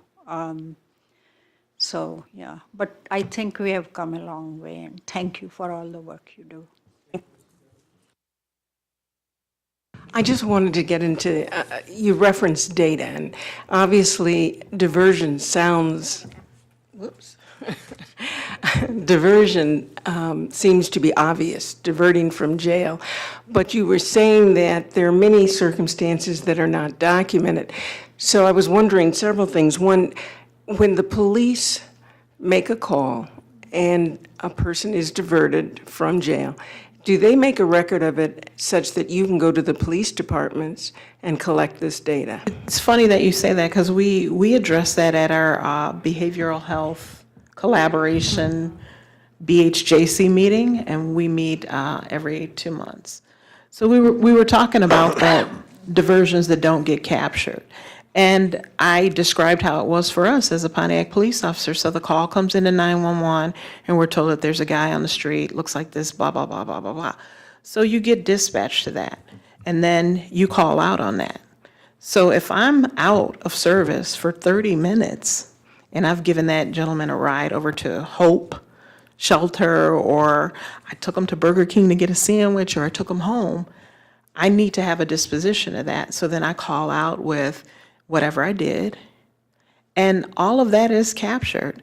So Dan, who does an amazing job going to all these different agencies, he has to cultivate a relationship with the department, and each department is different. So you need to get with the IT guy or the captain who's over the IT and say, when you run that report, can you run the dispositions and let us see what those dispositions are? And then we maybe go through and manipulate the data and pull out those diversions that we've done. So we're trying to figure that out. But, you know, police departments, when I started in Pontiac, we had 257 officers. And when I left in 2011, we were in receivership, and we had 47 officers at that police department. And it was a nightmare. It was a living nightmare to go through that. And things are better now, but you know, everybody cuts back, and police do the same. So you have to cultivate relationships to get what you need. And each entity is its own entity. And some of it is about coding, which we found out in talking to at the conference as well. A lot of the coding gets initiated at the dispatch point. And if it isn't coded as a mental health call to begin with, then you may lose that data altogether. So that is definitely something as a community, again, kind of going back to that stepping up approach, that, where can we really begin to identify data we can all use? We've been fortunate with the Sheriff's Department. I mean, they cover so many communities. So many times we will attach our outcome measures to the data we're getting from the Sheriff's Department, because we know we've kind of cleaned up some of the messy variables that might be out there with some of the others. Well, the data is important also if you want to engage the business community to support Absolutely. you. Exactly. If you can prove that you're Absolutely. making a difference. I guess the only other question would be data that shows a decline in arrests. And I don't know, that might be too broad to ask of police departments, but it's something to consider as a backup to verify your success. So, thank you. Thank you. And I want to thank you, Kathy, for the work that you're doing on this program for all of us. And Sherry, it's Sherry, right? Sherry, thank you very much for your service, past service to Pontiac and to the service for us, and most important, the service you've done to our country. Thank you. Thanks. Thank you. The next item on our agenda is a presentation by Marquita, Consumer Evaluation Team Report.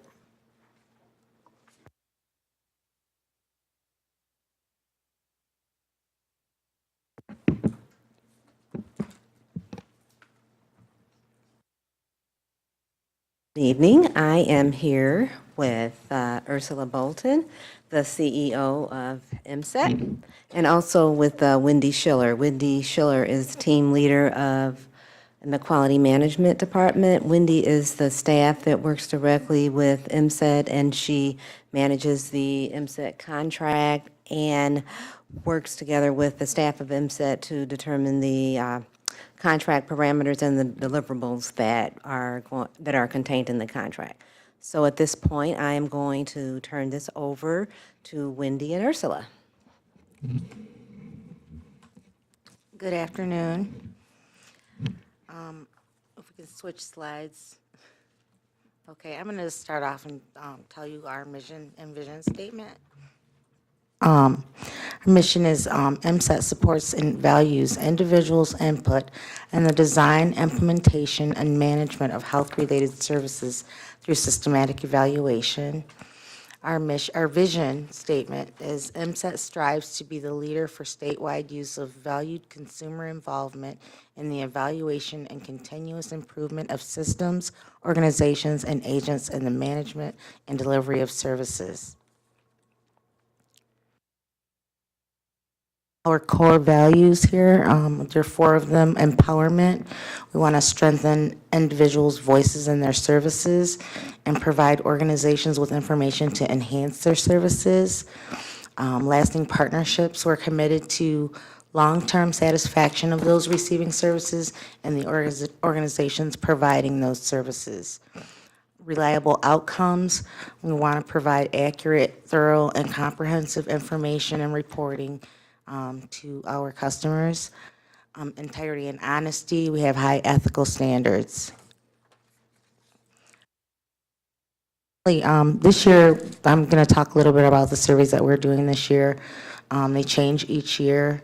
The Access Experience Survey is one that we have continued to do for quite a while, and the purpose is to assess the community access system.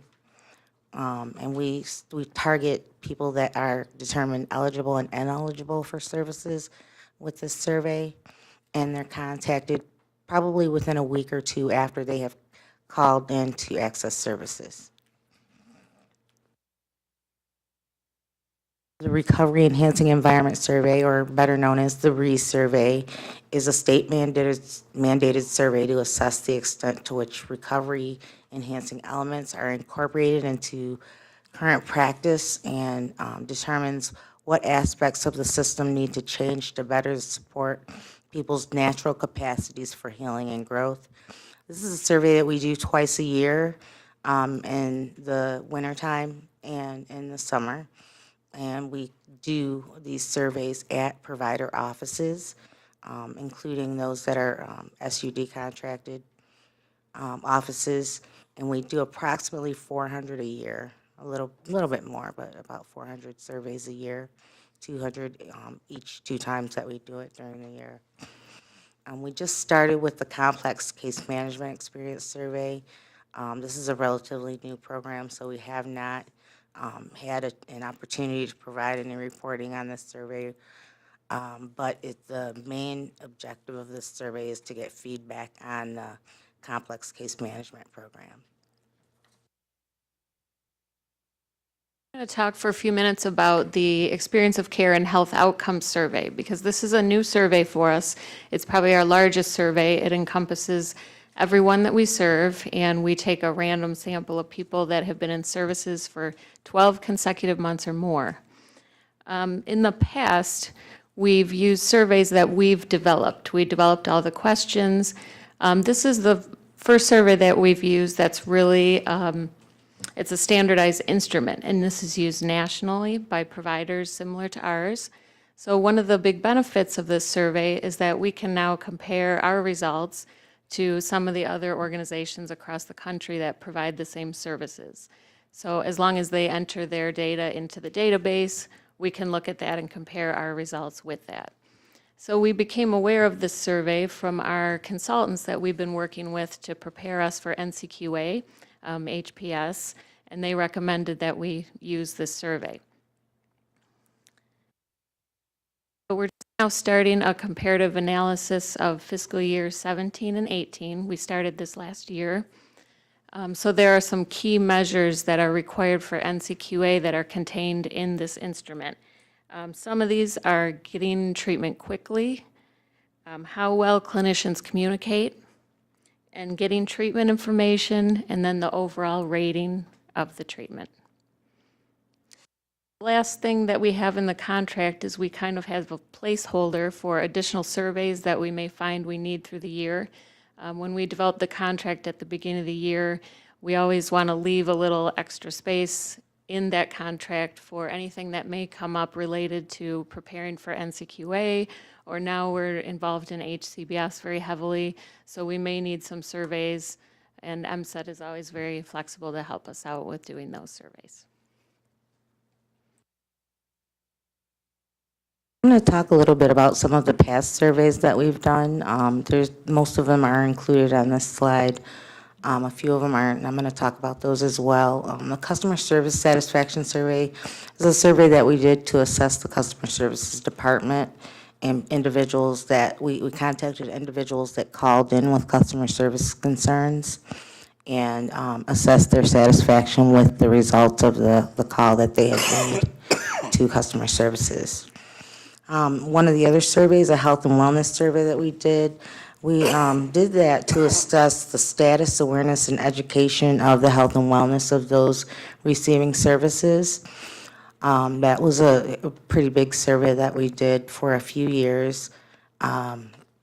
We completed, each year, I think we completed 500 surveys on that one. Okay. And then the acute care, inpatient, and crisis services survey we did to assess individuals that were in inpatient or received inpatient or crisis services. The Community Supports and Services Survey is actually a very large survey that we used to do, and it was replaced by the ECHO survey. And that was just an overall satisfaction survey of the providers in the network we would contact. And we did several hundred of those surveys as well. We would contact individuals that were receiving services from the core providers and talk to them about different aspects of their services. The Children's Services Survey was kind of a different survey. We included in that survey not only individuals that are family members of individuals receiving services, but also community people that were in the community serving children to kind of assess the any deficits that were in children's services in the county and in the community of Oakland County as a whole. We also did a access system mystery shopper survey. It was very interesting. We created scenarios and contacted the access, or we actually, back then it wasn't access, it was we were calling provider offices back then, and we would create scenarios either of having a mental illness or an intellectual or developmental disability, whichever was appropriate, and we would contact them and tell them the scenario and see and report back how they responded to us. The case management and supports coordination survey was a very short survey that we did just to assess those services. Also in the past, we've done some focus groups. I skipped over the recovery supports program survey, which should have been next to the focus groups, because focus groups were actually done to support to find out more information about the transition from case management to the recovery supports program. And there was additionally, there was a survey done with individuals to assess that on top of the focus groups. Back in the beginning, the clubhouse and the residential services surveys were back in the beginning. I can't tell you much about those because I wasn't around. But the clubhouse survey I do know was one that talked about individuals' employment and how they felt about going to the clubhouse as opposed to being employed.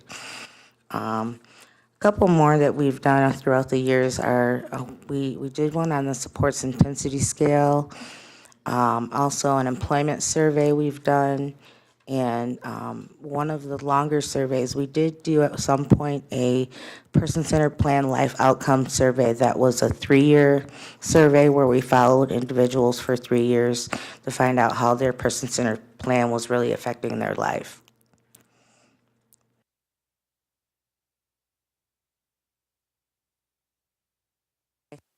I'm going to tell you a little bit of history about MSET. MSET, the idea first came from an initiative in Ohio where they compensated and trained individuals receiving services to do interviews with others that were receiving services. And MSET was first proposed as a concept to the Oakland County Community Mental Health Authority back in 2002 by a family member of an individual receiving services. Him and a group of concerned citizens got together with OCAP, or the Oakland County Council for Children and Adults with Psychiatric Disabilities. They came together to organize MSET, a standalone nonprofit business, to undertake various phases of evaluating services of providers in the mental health system. Initially, OCAP donated the seed money for MSET to get started.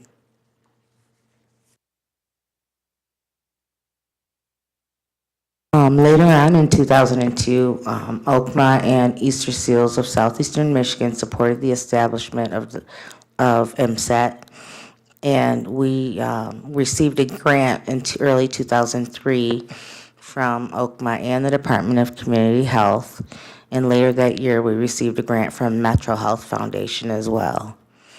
Our 501(c)(3) status from the IRS came in April of 2003. And by that fall, in collaboration with Quality Review Services out of Fairfield, Ohio, we contracted and trained 6 individuals receiving supports and services from the public mental health system. And Quality Review Services is where the initial idea came from.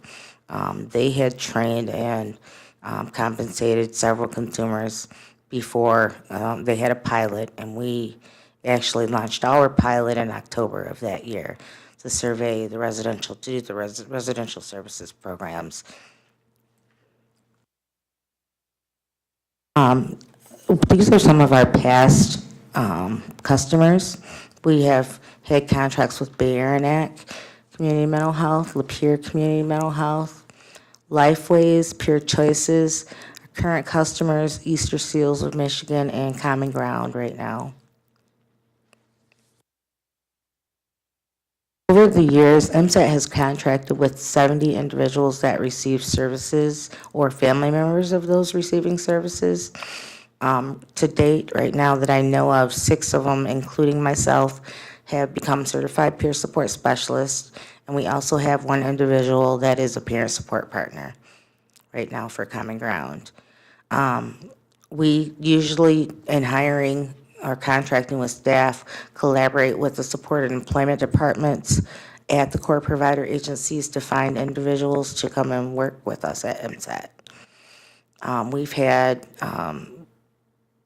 several board members have been individuals receiving services. Right now, we have a trustee that has been on the board for several years, and 1 other individual receiving, or actually there's 2 other individuals receiving services right now that are on our board of directors.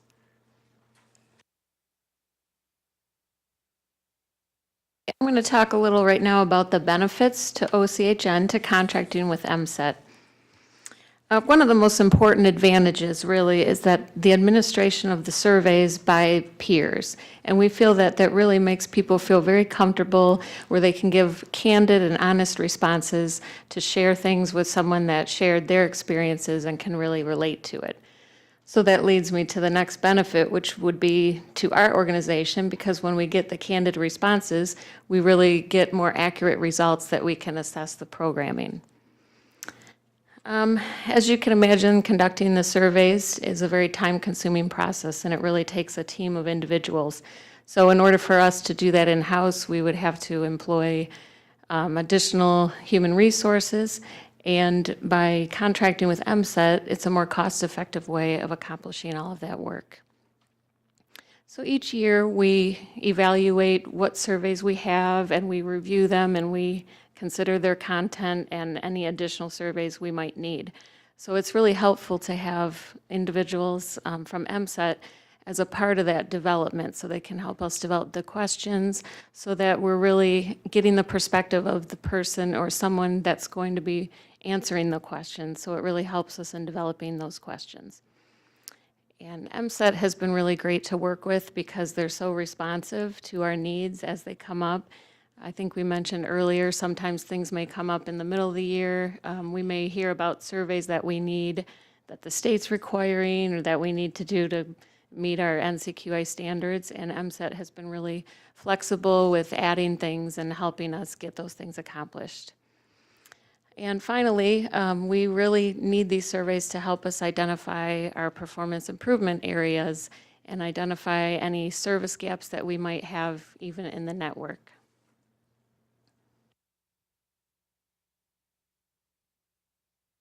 Once we have all the finalized survey reports, we share them with our Quality Improvement Committee, which is comprised of all the managers at the core provider agencies in the quality department, as well as our internal quality department. And we can assess the needs at each agency, as well as the network as a whole. We also have a Community Evaluation Education Committee, which involves all people that are receiving services now. So they take a look at all the reports and they give us their feedback and ideas about how we might present the reports in a more clear way or just on the results themselves. And finally, we also share with our internal departments, any departments that might be relevant to the specific topic of the survey. So these surveys, the purpose is that they would result in some sort of change or improvement. Some of the outcomes related to the findings would be that we've seen changes in processes put into place.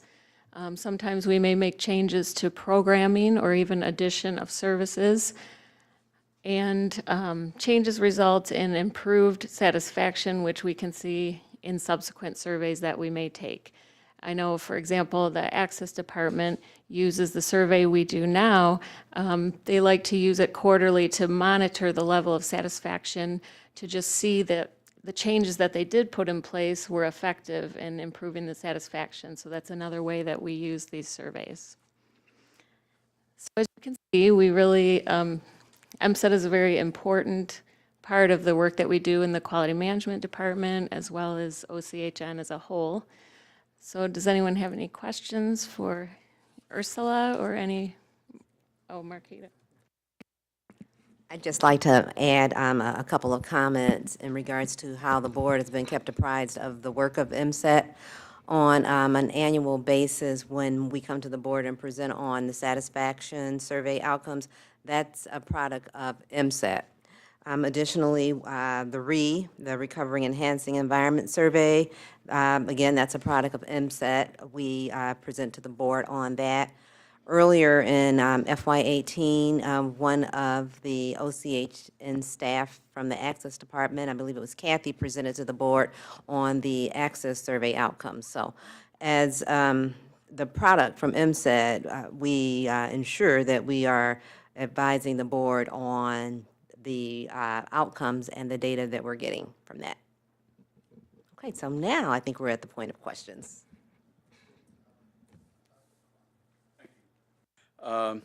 Very impressive program. One of the things I want to point out, or one of the things I'm noticing, is the program is replete with surveys and information, and what I want to compliment you for is your wisdom in gathering the low-hanging fruit, so to say. I mean, if you don't ask, you don't get, so you're getting all this information, and I think that's strongly what Melchiah was suggesting with their diversion program, is that is there anything we can do to gather more of that information? Because obviously gathering this, you've indicated it's literally the strength of the program, so I really want to compliment you on that part.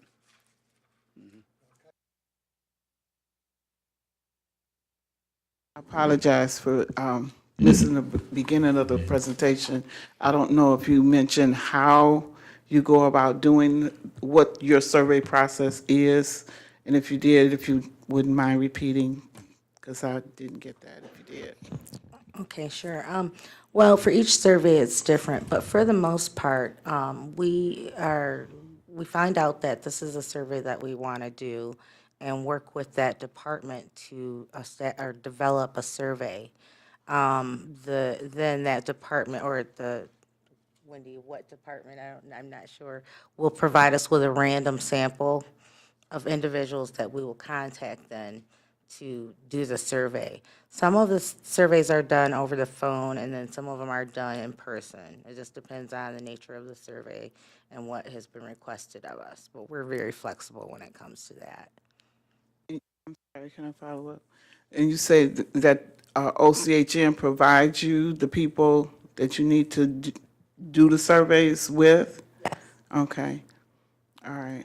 Just a report from the IS department, and I write the criteria, like, these are the elements we need in the report, and we need, 1,200 names of people that have been in service for 12 months or more, and they send me a random list. So once MSET gets that list, they assign random identifying numbers to each person, so the name of the person is never associated with the survey results. So when they send us back the spreadsheet, we don't know who these people are, so. So it's a completely confidential process? They're not Yes. in the core agencies asking people questions? Because I know at one point, I don't know if MSET was doing that, but they used to have people come into the core agencies and interview people while they were in the agency, asking about satisfaction with the core agency, which I did not see as a good thing, because who's going to give you an honest assessment in your agency? So that was probably what I should have asked you up front. Is that something that you're doing? Because that's what I was curious That was something about. that we did in the past. That Community Supports and Services survey was done at provider offices, and it was actually easier to get answers from them once they would open up to us once they found out that we were also receiving services and that we had nothing to do with that particular provider. I just wanted to point out that Ursula is also serves as the chairperson for the CAC, our Citizens Advisory Commission, and she does a superb job. So thank you for your role. Thank you, Lois.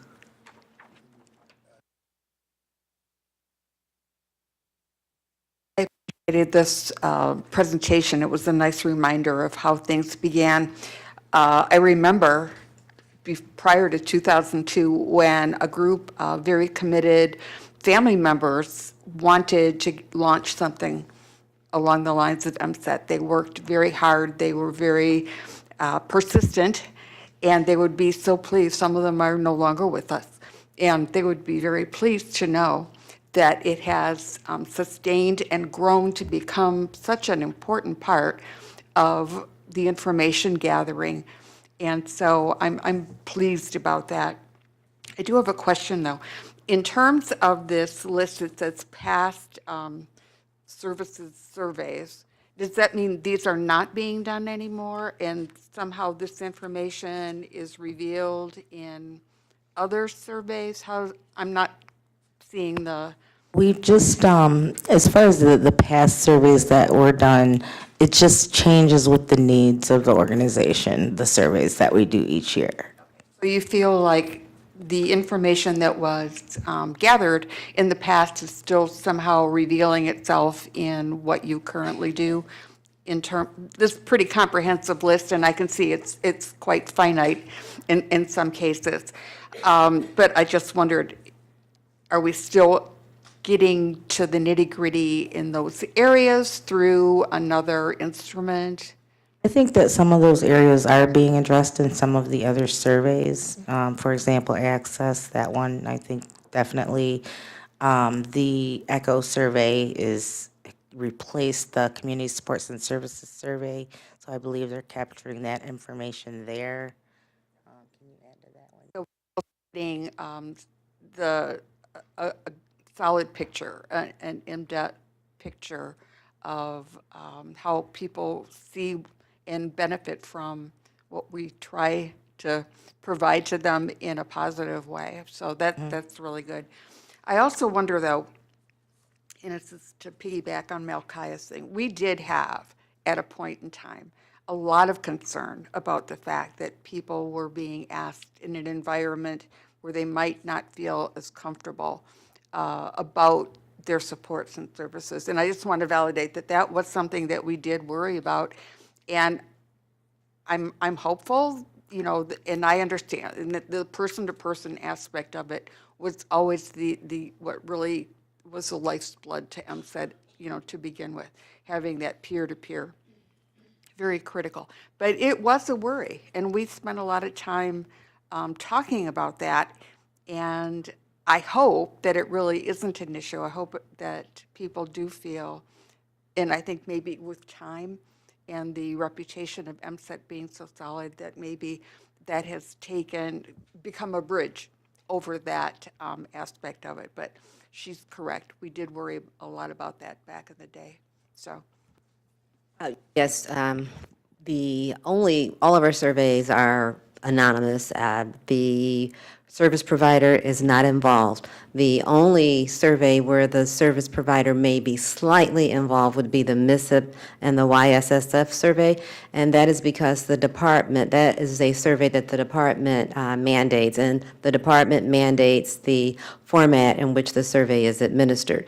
The way that is administered is, and it has been for the past few years, they've been surveying the home-based teams and ACT teams. The way the survey is administered is the case manager drops off the survey in a sealed envelope with the person during a specified time frame, and the person then mails it back to, it goes back to the organization, not to the service provider organization, but to our organization.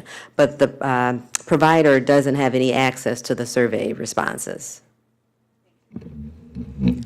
And I'll just add one thing. It's kind of like peer support. You know, when we interview people that are receiving services, they really do open up more once they find out that we also are an individual that receives services. That's so important. Thank you. I had a question about the REE that was listed in the packet.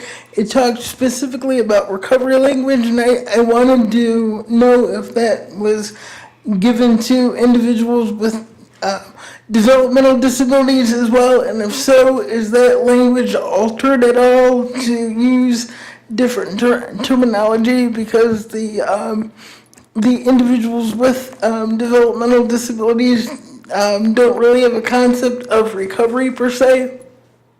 That survey is administered to recovery groups. There are recovery groups within substance use services and with services for adults with mental illness. So no, it's not administered to persons with IDD. Just to follow up, at the time we were having those conversations, we got a lot of people at the policy meetings that were receiving services that were saying things contrary to what the surveys were saying. And that was one of the reasons why we questioned the validity of having people interviewed in the core agencies, because we were getting two different responses.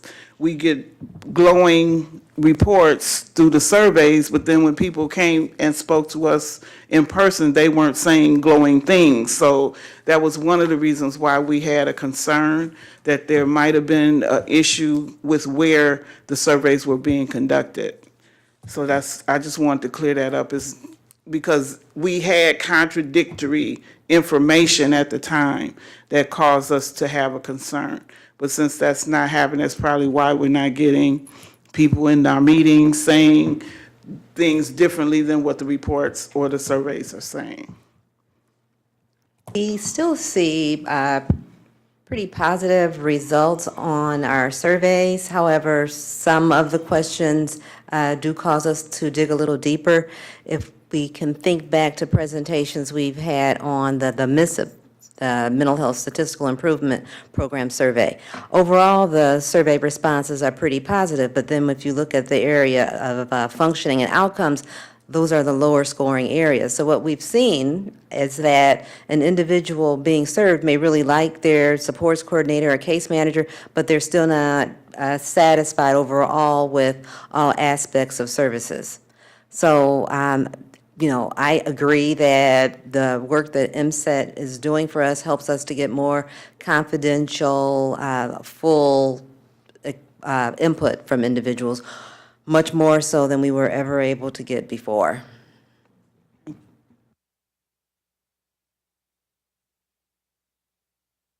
I was just going to add, I think that just reinforces what we've been talking about, that being satisfied with services or even having great services doesn't always equal having a great life.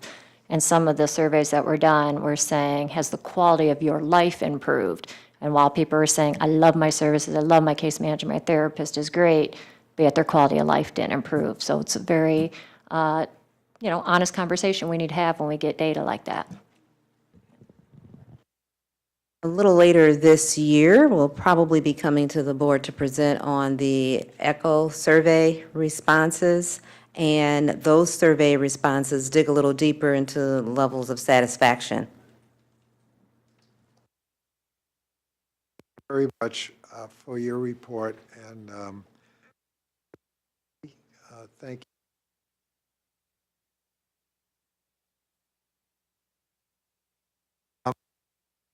The next item on the agenda has been deleted for discussion. No, performance index.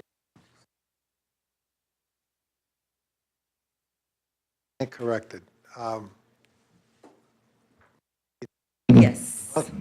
Thank you. Good evening. Very much. We almost deleted you. You almost got deleted. But So I'm going to be providing you with an update on the most recent submission of the performance indicators. Normally, I'd be here with another one of the staff within the department, but he is not available today. That would be John Bufetis. What I'm going to be talking about today is going to be Q3 reporting. We last presented to the board with the first and second quarter reportings of fiscal year 18.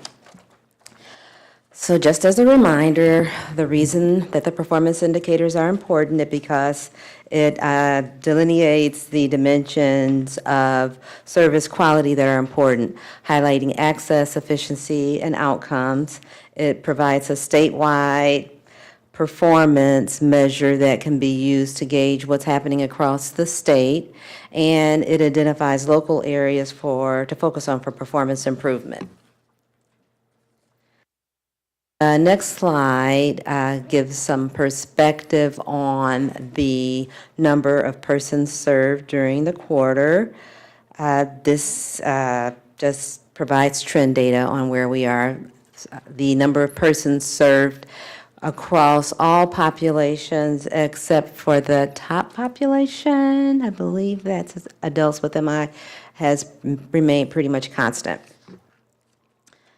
This slide displays the number of persons served that are Medicaid and non-Medicaid.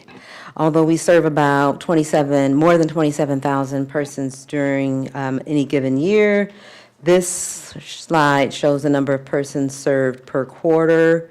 This information reflects individuals that may have been seen at Common Ground and referred out for services. It also includes persons receiving jail services. This, as I mentioned, reflects persons served in the specific quarter, but oftentimes an individual may not be served every quarter. An individual can remain open in our system for up to 6 weeks while, if there seems to be some engagement concerns, the individual remains open for 6 weeks while staff continue to try to outreach to the person to bring the person back into services. So a person isn't immediately closed if they miss an appointment. So in this case, the person would not reflect being served in the quarter, but they'd be counted in the year-end totals. This slide basically just is a trend data report on persons served with Medicaid. Now we'll get into the performance indicators. The first one that I'm going to speak on is the 180 report. This is the report that basically reflects performance that occurs at Common Ground. For the past few quarters, we have not met this standard. I spoke about this when we last met. The additional number of individuals that appear at Common Ground that are being seen and triaged out, we believe has an impact on the performance rates in this area. We are working with IT to revise the logic that is used to compile this report, but that is not completed yet. I'm expecting that this will be done during the reporting that is due for the first quarter of FY19.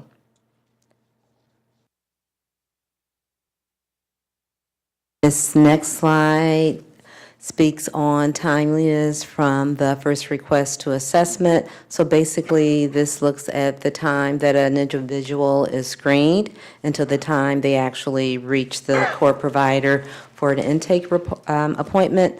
And you can see by the slide that we've consistently met this standard for the past 5 quarters.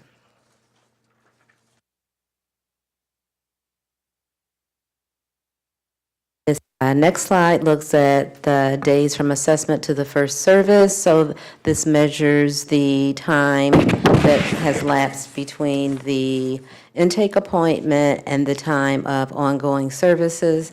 Again, this is a standard that we've met for the past 5 quarters. Follow-up care after hospitalization. The department requires that any individual that's discharged from the hospital be seen within 7 days of discharge. This is the department's standard.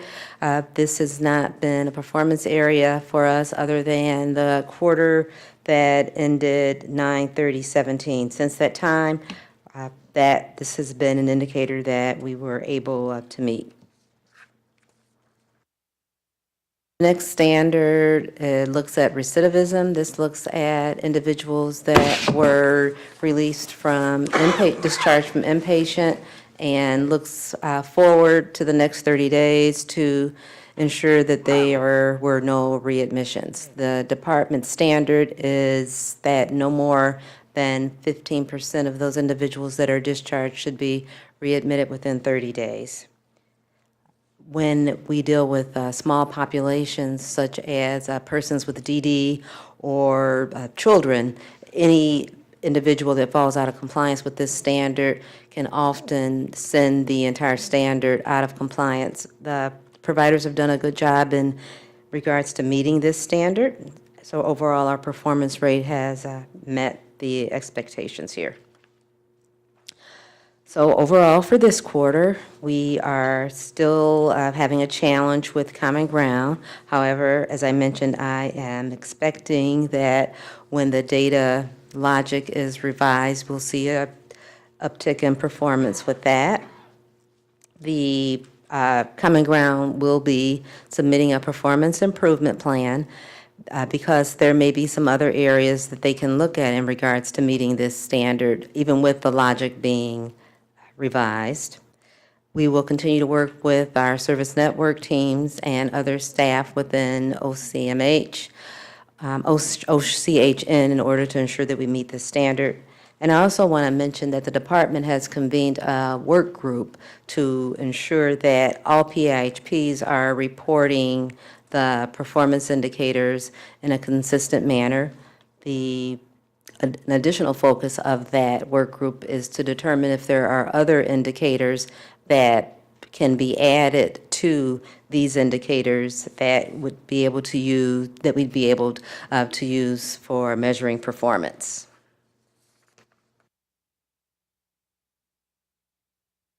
So that would be the end of my update on the performance indicators, and I can answer any questions that you have.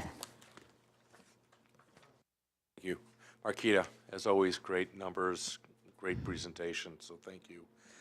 So I have a question for you on the 3-hour, 180-minute assessment.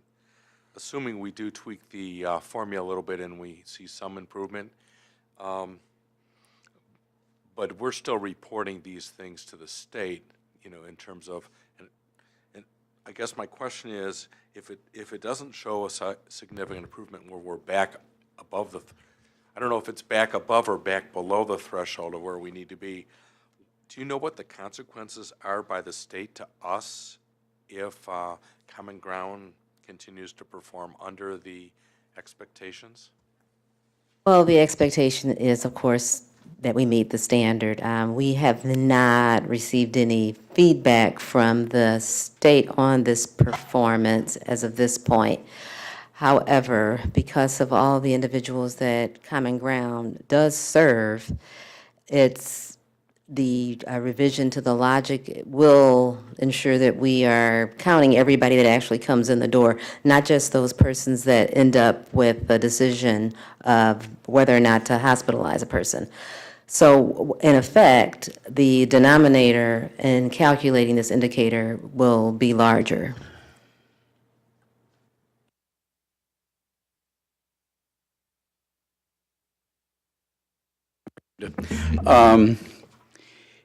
Obviously, the standards are not set arbitrarily. What is the imperceivable impact upon the people we serve who fall, or we fall below the standard for them? Is there any impact that you can think of that they could suffer or they do suffer? Well, if an individual is not able to get a determination within the time frame, then they may be at Common Ground longer than necessary, which is not the ideal outcome. So we want people to come in and a decision be made and the person be sent back to a core provider or on to hospitalizations or to OCHN. So we want that decision to be made timely.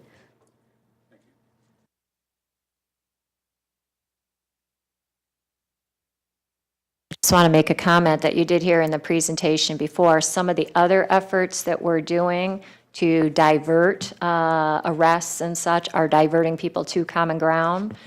So since I've been in the new role, I've gone around and met with the various core providers. Common Ground was very quick to show me their volume has increased dramatically.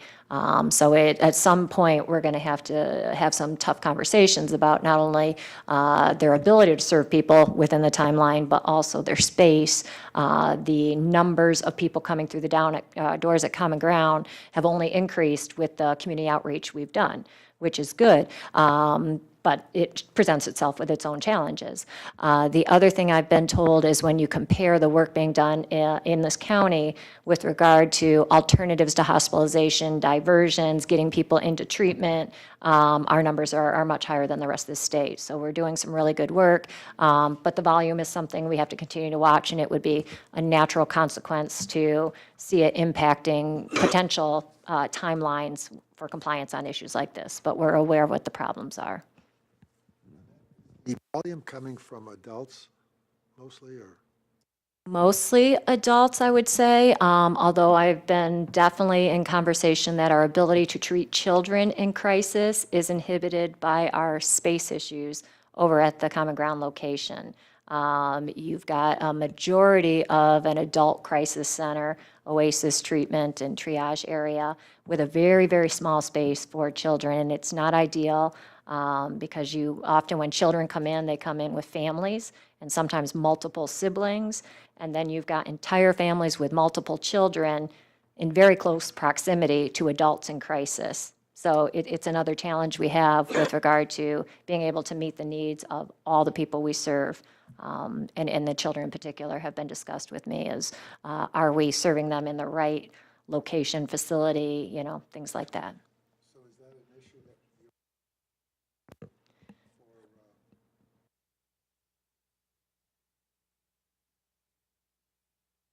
Right. There's been lots of dialogue around it. Obviously, with all of our decisions we make, there's no added resources. So it's one of the things, if we could find additional space, even within the RCC, the location and the building they're in. But some of our staff have been over and done space planning and evaluation at the RCC. Even our staff who are stationed over there doing access and intake are pretty packed in there. So space-wise, it's something we're definitely looking at. And if we did something different with our staff at the RCC, that might free up space to have a whole separate children's area. Kathy Yunker and I have been discussing it. Matt Owens and I have been discussing it. Heather Ray.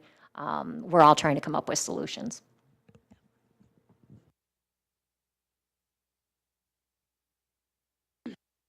Usually, sometimes it may be related to the population versus the staffing ratio.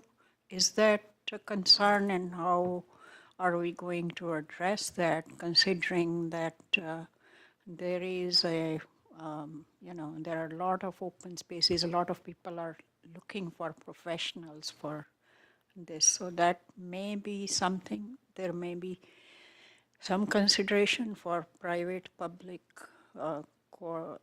collaborations, or how do we address this in the future, considering the increasing number of suicides in the country, and also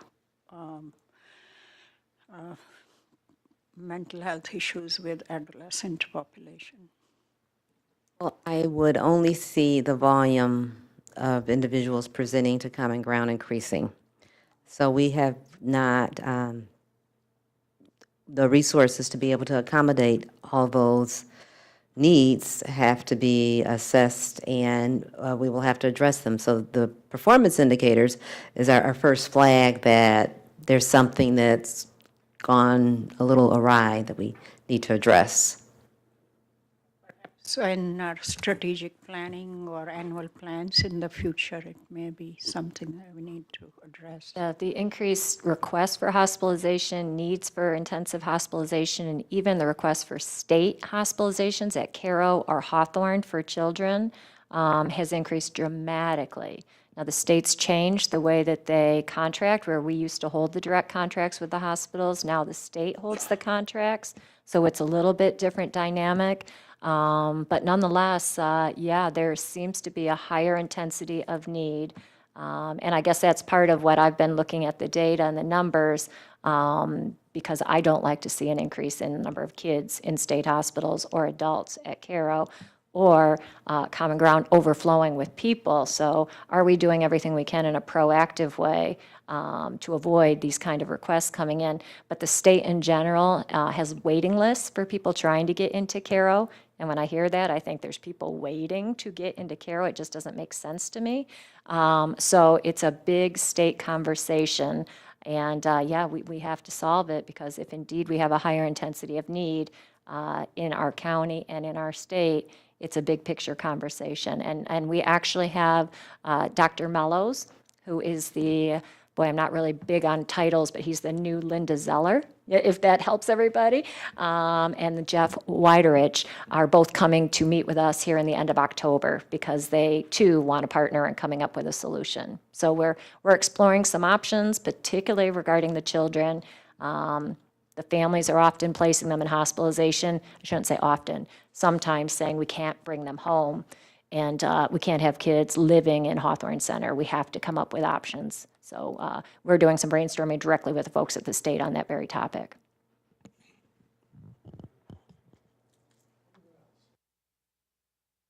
Thank you very, very much for that presentation. Thank you. Now, for the next topic, which was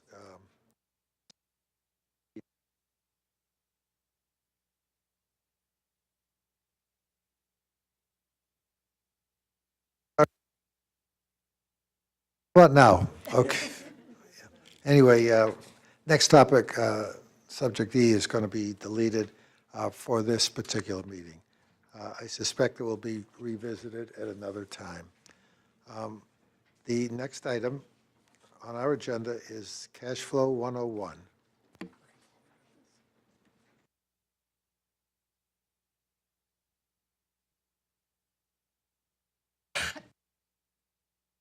We'll just say for the substance use item, there was going to be an update on the Department of Corrections contract that we've been talking about, but the contract negotiation has slowed. We thought we would be presenting you with a contract at the October board meeting. Doesn't look like it's going to happen until November. So Kathleen and Christina were comfortable, waiting for another meeting because our timeline's been backed up.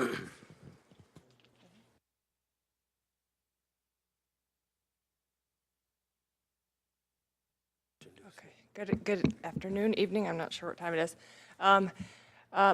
Several committee of the whole meetings back, we had talked about doing some 101s on financial statements, and so we did the statement of net position, and I believe revenue and expenses already, and so now we're to cash flow, and we thought it was appropriate to do cash flow all by itself, just because it's a little complicated and may take a little more explaining than some of the other financial statements. So Eddie and Patrick have put together a presentation to go through, and I know there's been some questions that have been presented prior to this, and so Eddie tried to incorporate those into the presentation, and if those are not answered, certainly we'll take questions at the end.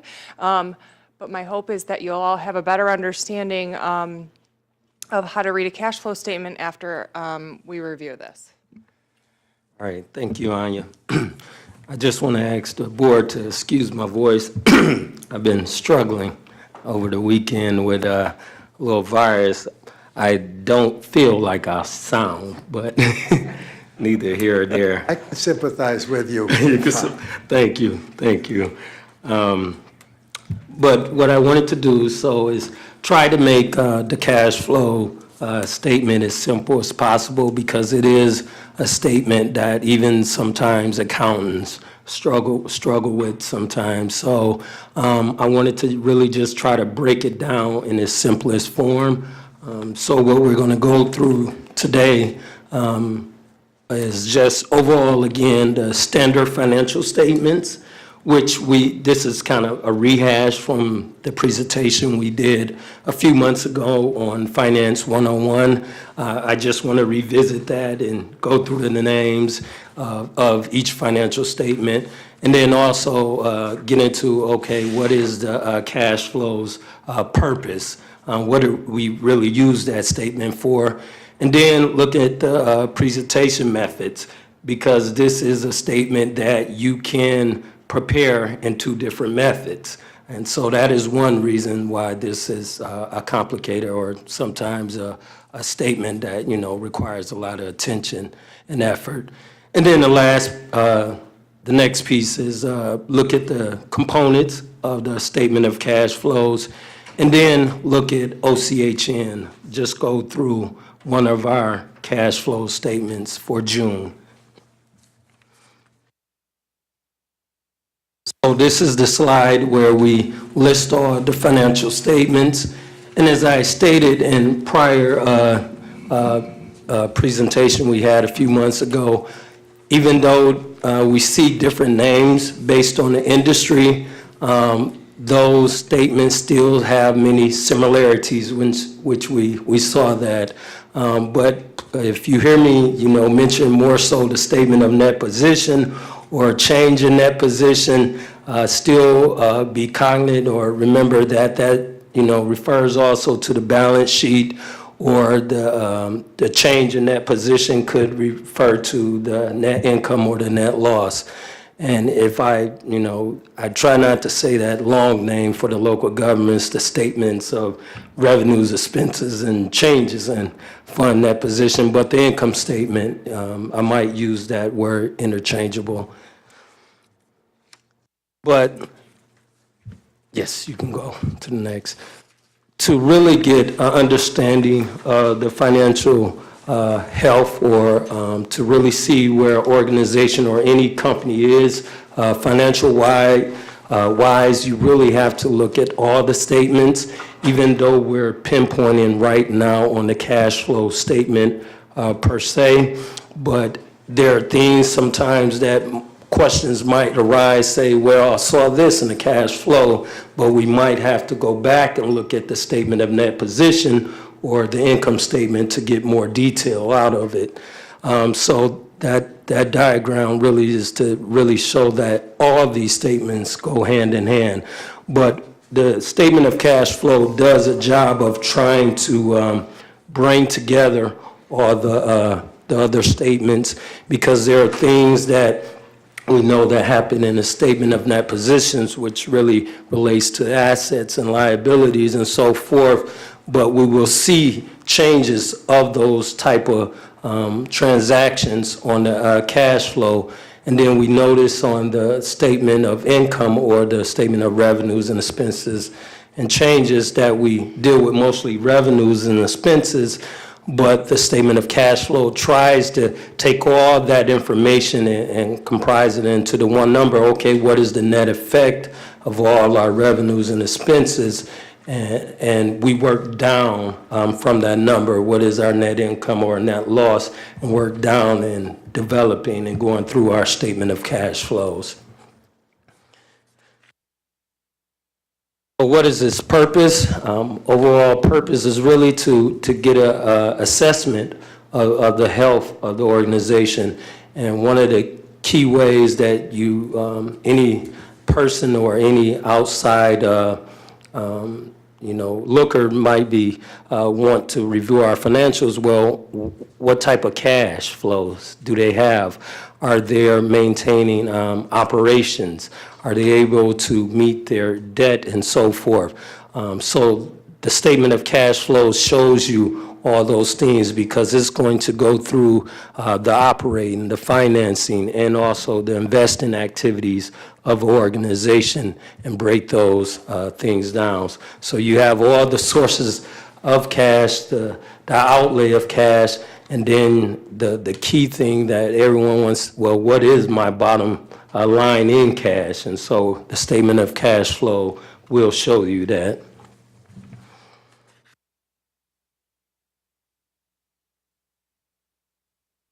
And the statement of cash flow, I just wanted to bring this because it can be used as a tool for management, both the board and management, to make a sound decision, because they're able to see what are we collecting throughout the year, how are our receivables, how are our payables, are we able to pay our current obligation? And not only our current, what about our long-term obligations, such as our bonds or even our note payables and things and so forth.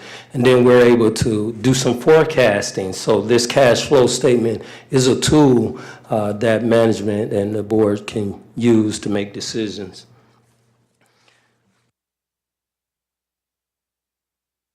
As I mentioned, the statement of cash flow has two methods of preparing it. You either do the indirect method or the direct.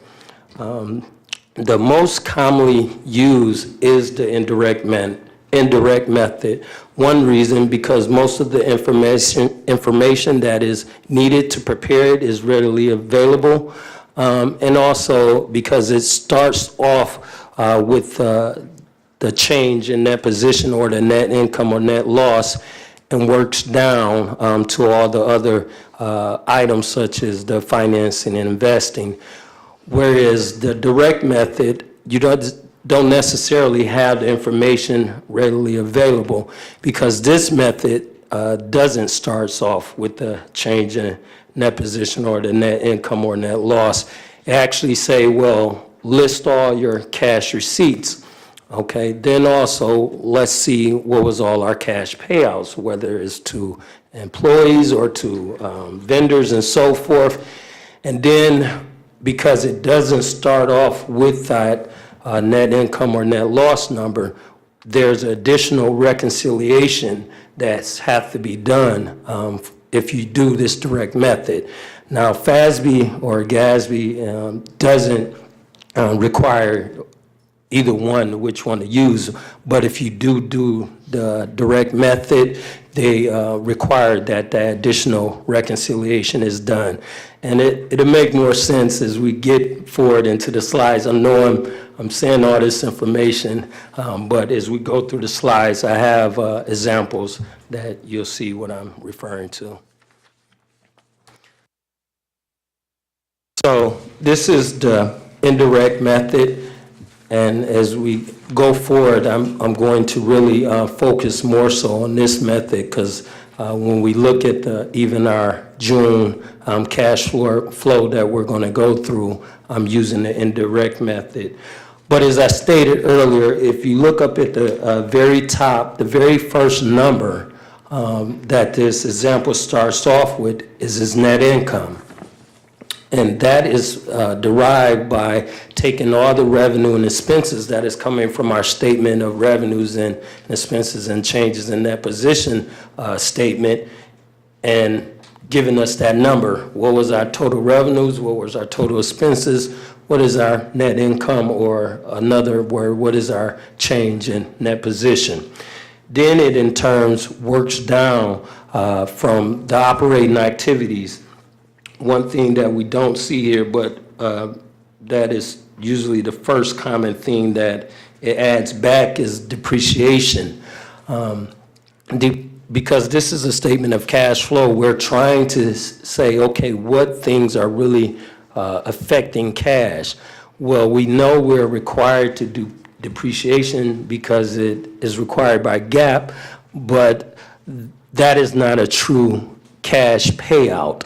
It is a journal entry that in order to keep our assets in line with how GAAP has told us how we need to do it, we have to record this entry every month. So what would happen is when we come to the operating activities, we will actually add back our depreciation number that we have been booking every month or throughout the year, because that wasn't a payout in cash, so we need to add that back because that really didn't come out as a cash payment. And the same thing can be said for many other things because we are doing accruals. Well, we know sometimes those accruals, they're not really cash payments. We're booking it, saying we're going to pay it out in a later date or a future date, but we have to take that in consideration when we're looking at our operation and trying to get to our final cash balance. And so we'll go through our operating activities, and then we'll go down to our investing activities and take a look at, okay, what things were there that were really related to cash, such as we see in investment, we see a purchase of a building. Well, we know we did have to either pay cash out or either we borrow some money to buy that building. So those things we see is in a bracket, so yes, that would affect cash. And so we'll go through things like this and then get down to our ending net effect of cash. So if you just follow me with just the net cash provided by operating activities, we see $218,000. That was cash generated by operations. But then we had investing activities of 181,000 that we paid out. And then our last financing activities, payment on some cash dividends, for this example, that was 15,000. So taking the 218,000 cash generated, the 181,000 cash paid out, and the 15,000 cash paid out, really a net increase in cash of 21,000 for this organization or this example.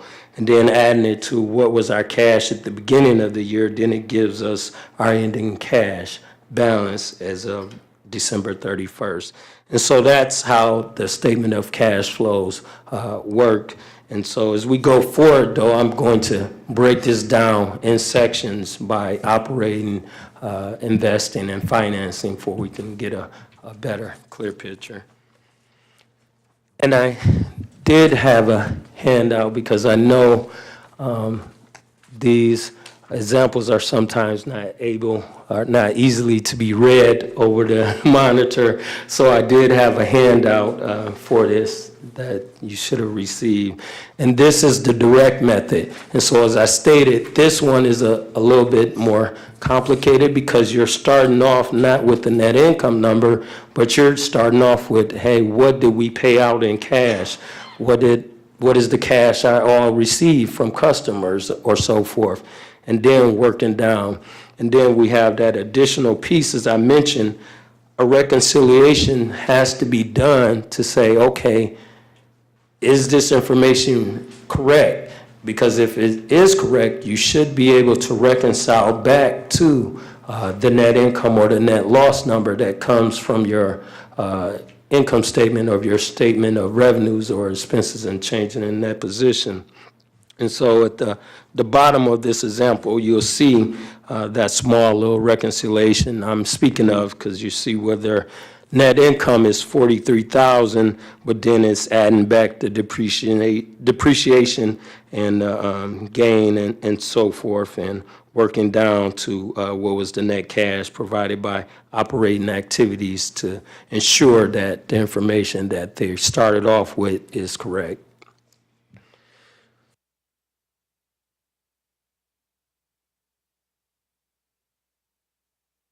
So, as I've been stating, there are three components to the statement of cash flows. You have your operating activities, you have your investing activities, and then you have your financing activities. Operation is basically what it, how it's named. What things are we doing throughout the day, the service that we do or perform. How is, what are those activities and how is cash being generated by that? Investing. I'm actually still on that last slide. That's fine. Yes, that's fine. Investing activities. What things are we putting money into, such as investments? We might be putting some of our funds in investments to make a return so that we can put into operation or do other things. Or maybe the investment could be a building. Did we purchase a building to increase our operation? And so those are those type of things. And then our financing activities, there are sometimes where we might not have the cash to do everything, to fund operations. And so that means we might have to go to the bank and seek out a loan. And so those are those type of things. And if we do have a loan, quite naturally, we're going to have to pay it back. And there's some interest expense that is required with that. So these are the three components that are shown and reflected on a statement of cash flows. So, operating activities. So as I stated, we would start off with the net income or the loss, but then we will add back or take away the changes in our operation. One thing in particular is our depreciation expense. That number would usually get added back because it is a number that we didn't pay out, but we had to record because of GAAP. Increase and decrease in accounts receivable. And I struggled with this in my undergrad. they explained it to me like this. Always remember that the assets have an inverse relationship to cash. And I'm like, okay, what does that mean? So when our assets will actually go up, that doesn't mean that our cash is going up. Even though our asset is an item that we're holding on our books. For example, receivable. If the receivable increase, that means that we have sold something on credit. We didn't collect the money, we just sold something on credit and we're waiting to get it. So for example, with for a grant example, we might do some operation or activities on a grant, and then we'll submit later to the funder, hey, we did these items and the duties, and now we're requesting payment for those items. Well, we will have a receivable sitting on our books, on our assets, until we receive that money. So if that receivable goes up, that actually decreases our cash because we haven't received it. Now, if the receivable goes down, then our cash is going up because we have received it. So that's what that inverse relationship means. I know. And so same with our prepaid assets. If the asset is going up, then our cash is going down. But if it's going down, our cash is going up. But that is opposite with our payables. If our payables is going down, our cash is going down because that means we have paid some debt.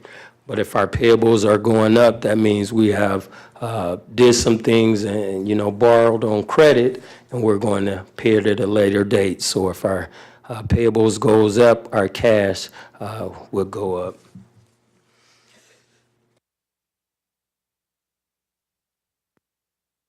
Any questions so far? I know probably. Okay. Investing activities. The first item I have listed here is acquisition and construction of capital assets. And I have a little asterisk next to it because this is an item that could be reflected on the investment activities, or it could be reflected on the financing activities, depending on the situation. And what I mean is, investing. So think, for example, that we purchased a building because we wanted to increase operation. We had outgrown our former building. But if the building was purchased not outright with cash and we had some debt associated with it, such as we went to the bank to borrow or take out a loan, that item actually probably would be reflected on the financing activities. So that's why I say this could be either here or on the financing activities where you see this item. But then we also would see on the investment activities our sale of land or any other capital assets. And then quite naturally, our investment activities, such as interest interest and dividends we receive on investment income, or net proceeds of investment in securities, or any purchase of investment securities activities would be reflected on the investment activities component.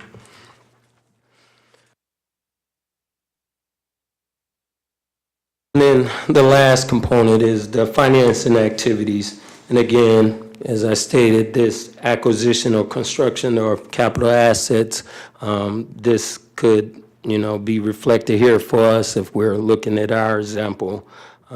With our building, the current building we know we did take out a loan, and so that would be reflected in the financing activities component. But then we would also see any proceeds from issuance of long-term debt, such as we went to the bank to receive some cash funds or proceeds. This would be reflected here. And then any payment back of those proceeds on that principal of that debt, we would see those items here, and also the interest paid on any long-term debt.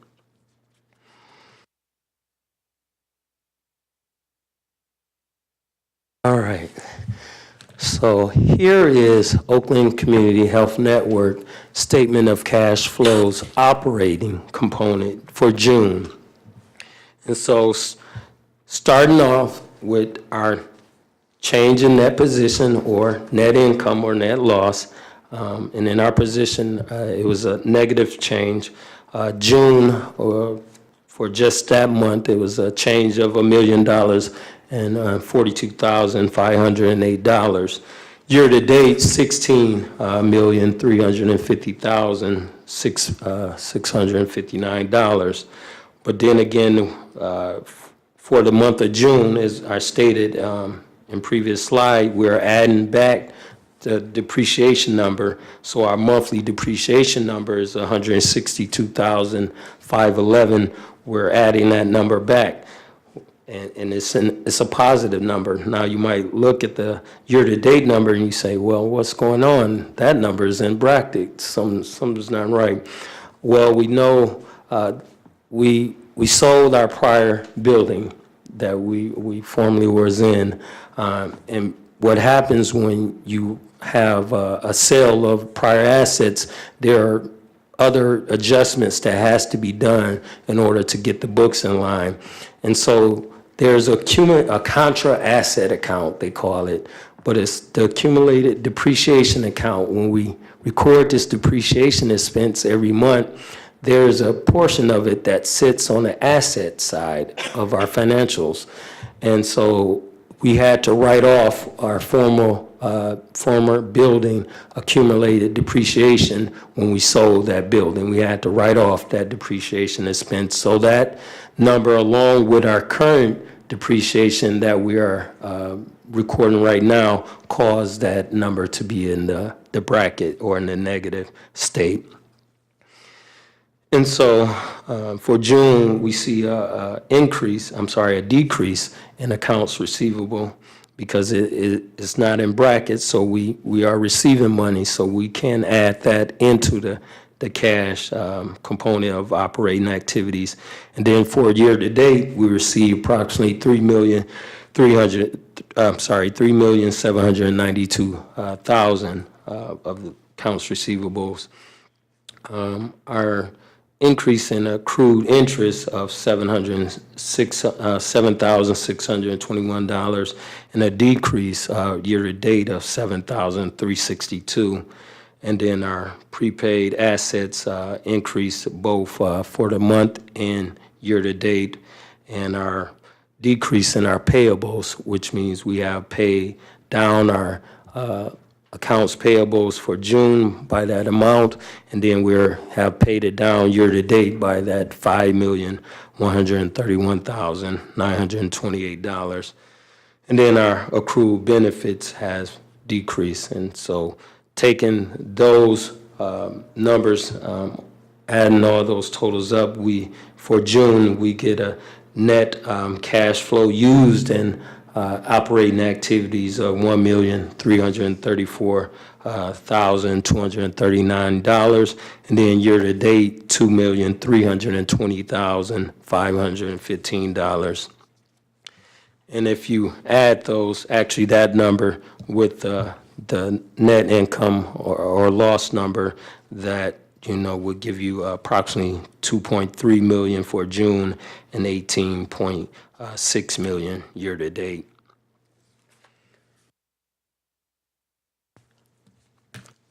Investing activities. Here we have our things that are related to our investments that we have. Interest and dividends received for June was $66,496. But year to date, $727,720 in interest income or dividends were received. Now, that doesn't mean we actually took those monies out of the investment account, but we earned them. And so we recognize that in the reflection of cash. And then we see our net proceeds from sale or if it's in brackets, purchase of investment securities. We have, as investment have been maturing, we have been taking those matured investments, using them in operations to help offset the negative change in fund position. And so for June, we receive approximately $665,000, and year-to-date, approximately $9.4 million. And then our sale of land, which is referring or is with our old building, that was $839,000.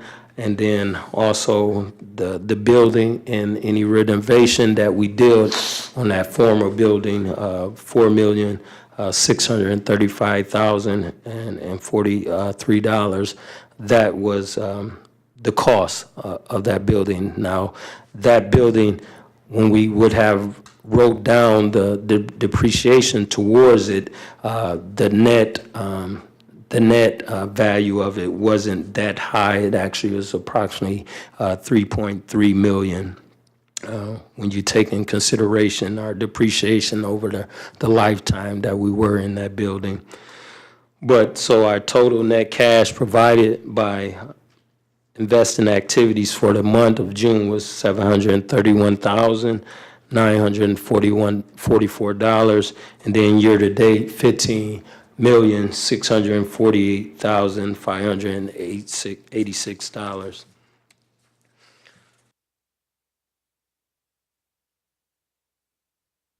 Excuse me, can I just get it?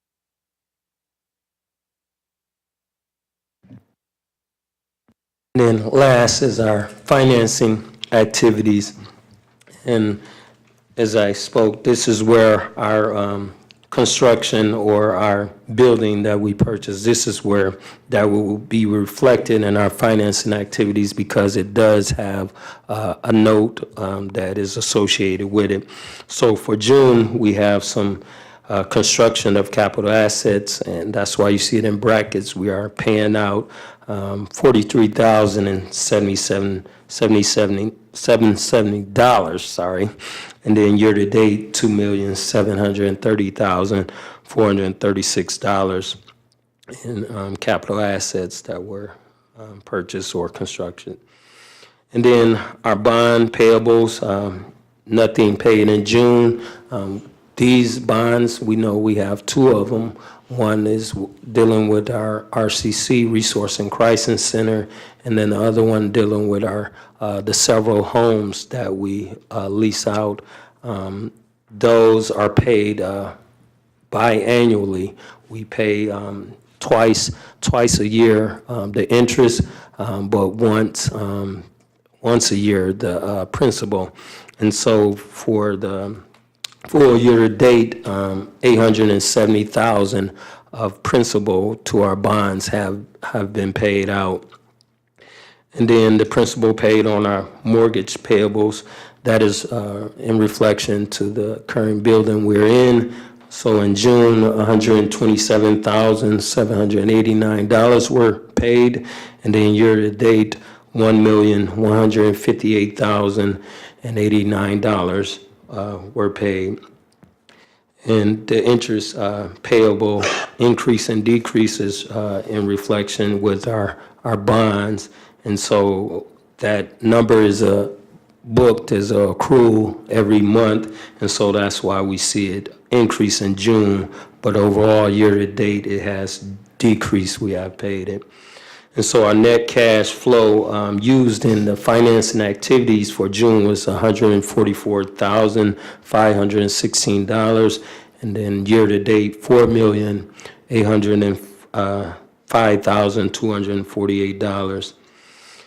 And so taking, and that's why it's sometimes hard when you break it out, but taking both all the net cash change in the financing, our net change in investing, and our net change in operating activities, that gives us what our net change in cash and cash equivalents is for the month and also for the year-to-date. So for the month alone, we have a net change in cash and cash equivalents of $1,789,319, and then year-to-date, $7,827,836.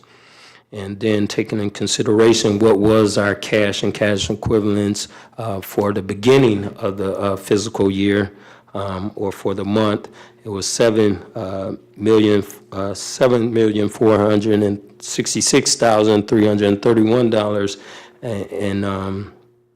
in June, and then for the last prior year, it was $504,848, and then taking that negative change in both the month and the year, it gives us our ending balance in cash and cash equivalents that we reflect on our statement of net position or our balance sheet statement.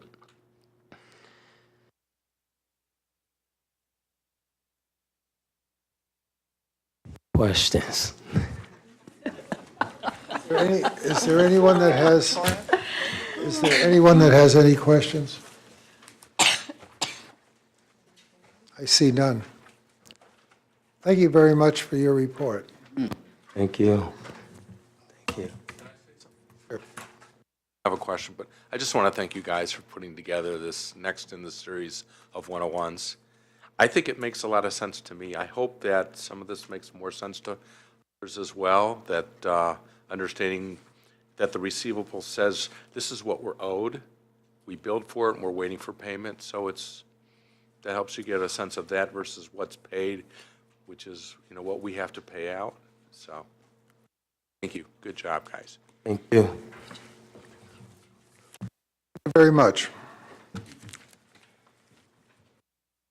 At this point, we are now at the second opportunity for public comment. Anyone that would like to make public comment? I don't see any.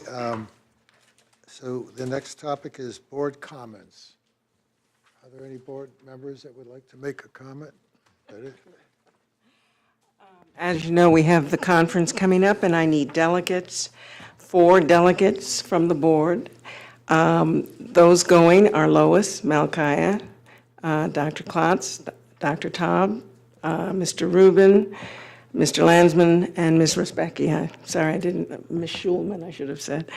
Who would like to volunteer? Well, I see 2 hands already, Dr. Taub and Ms. Newman.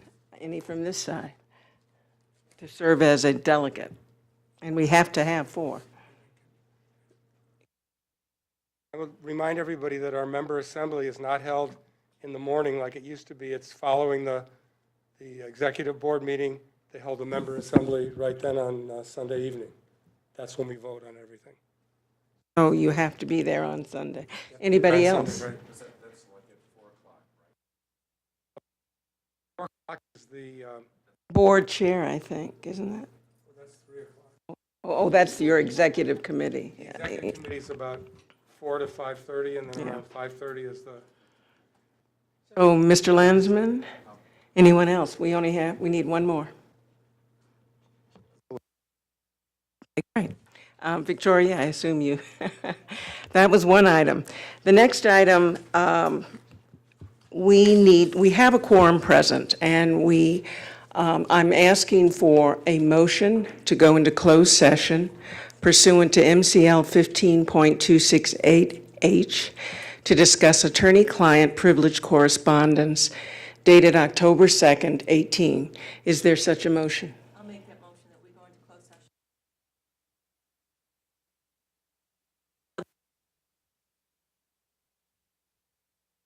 Written communication.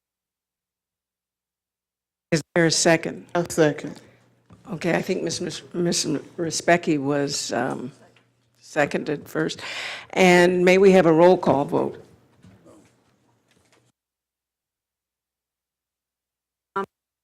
Summers. Yes. Dr. Hans. Yes. Mrs. Respecki. Dr. Arrington. Yes. I'm sorry, Ms. Newman. Yes. Dr. Taub. Yes. Dr. Klotz. Yes. Ms. Schulman. Yes.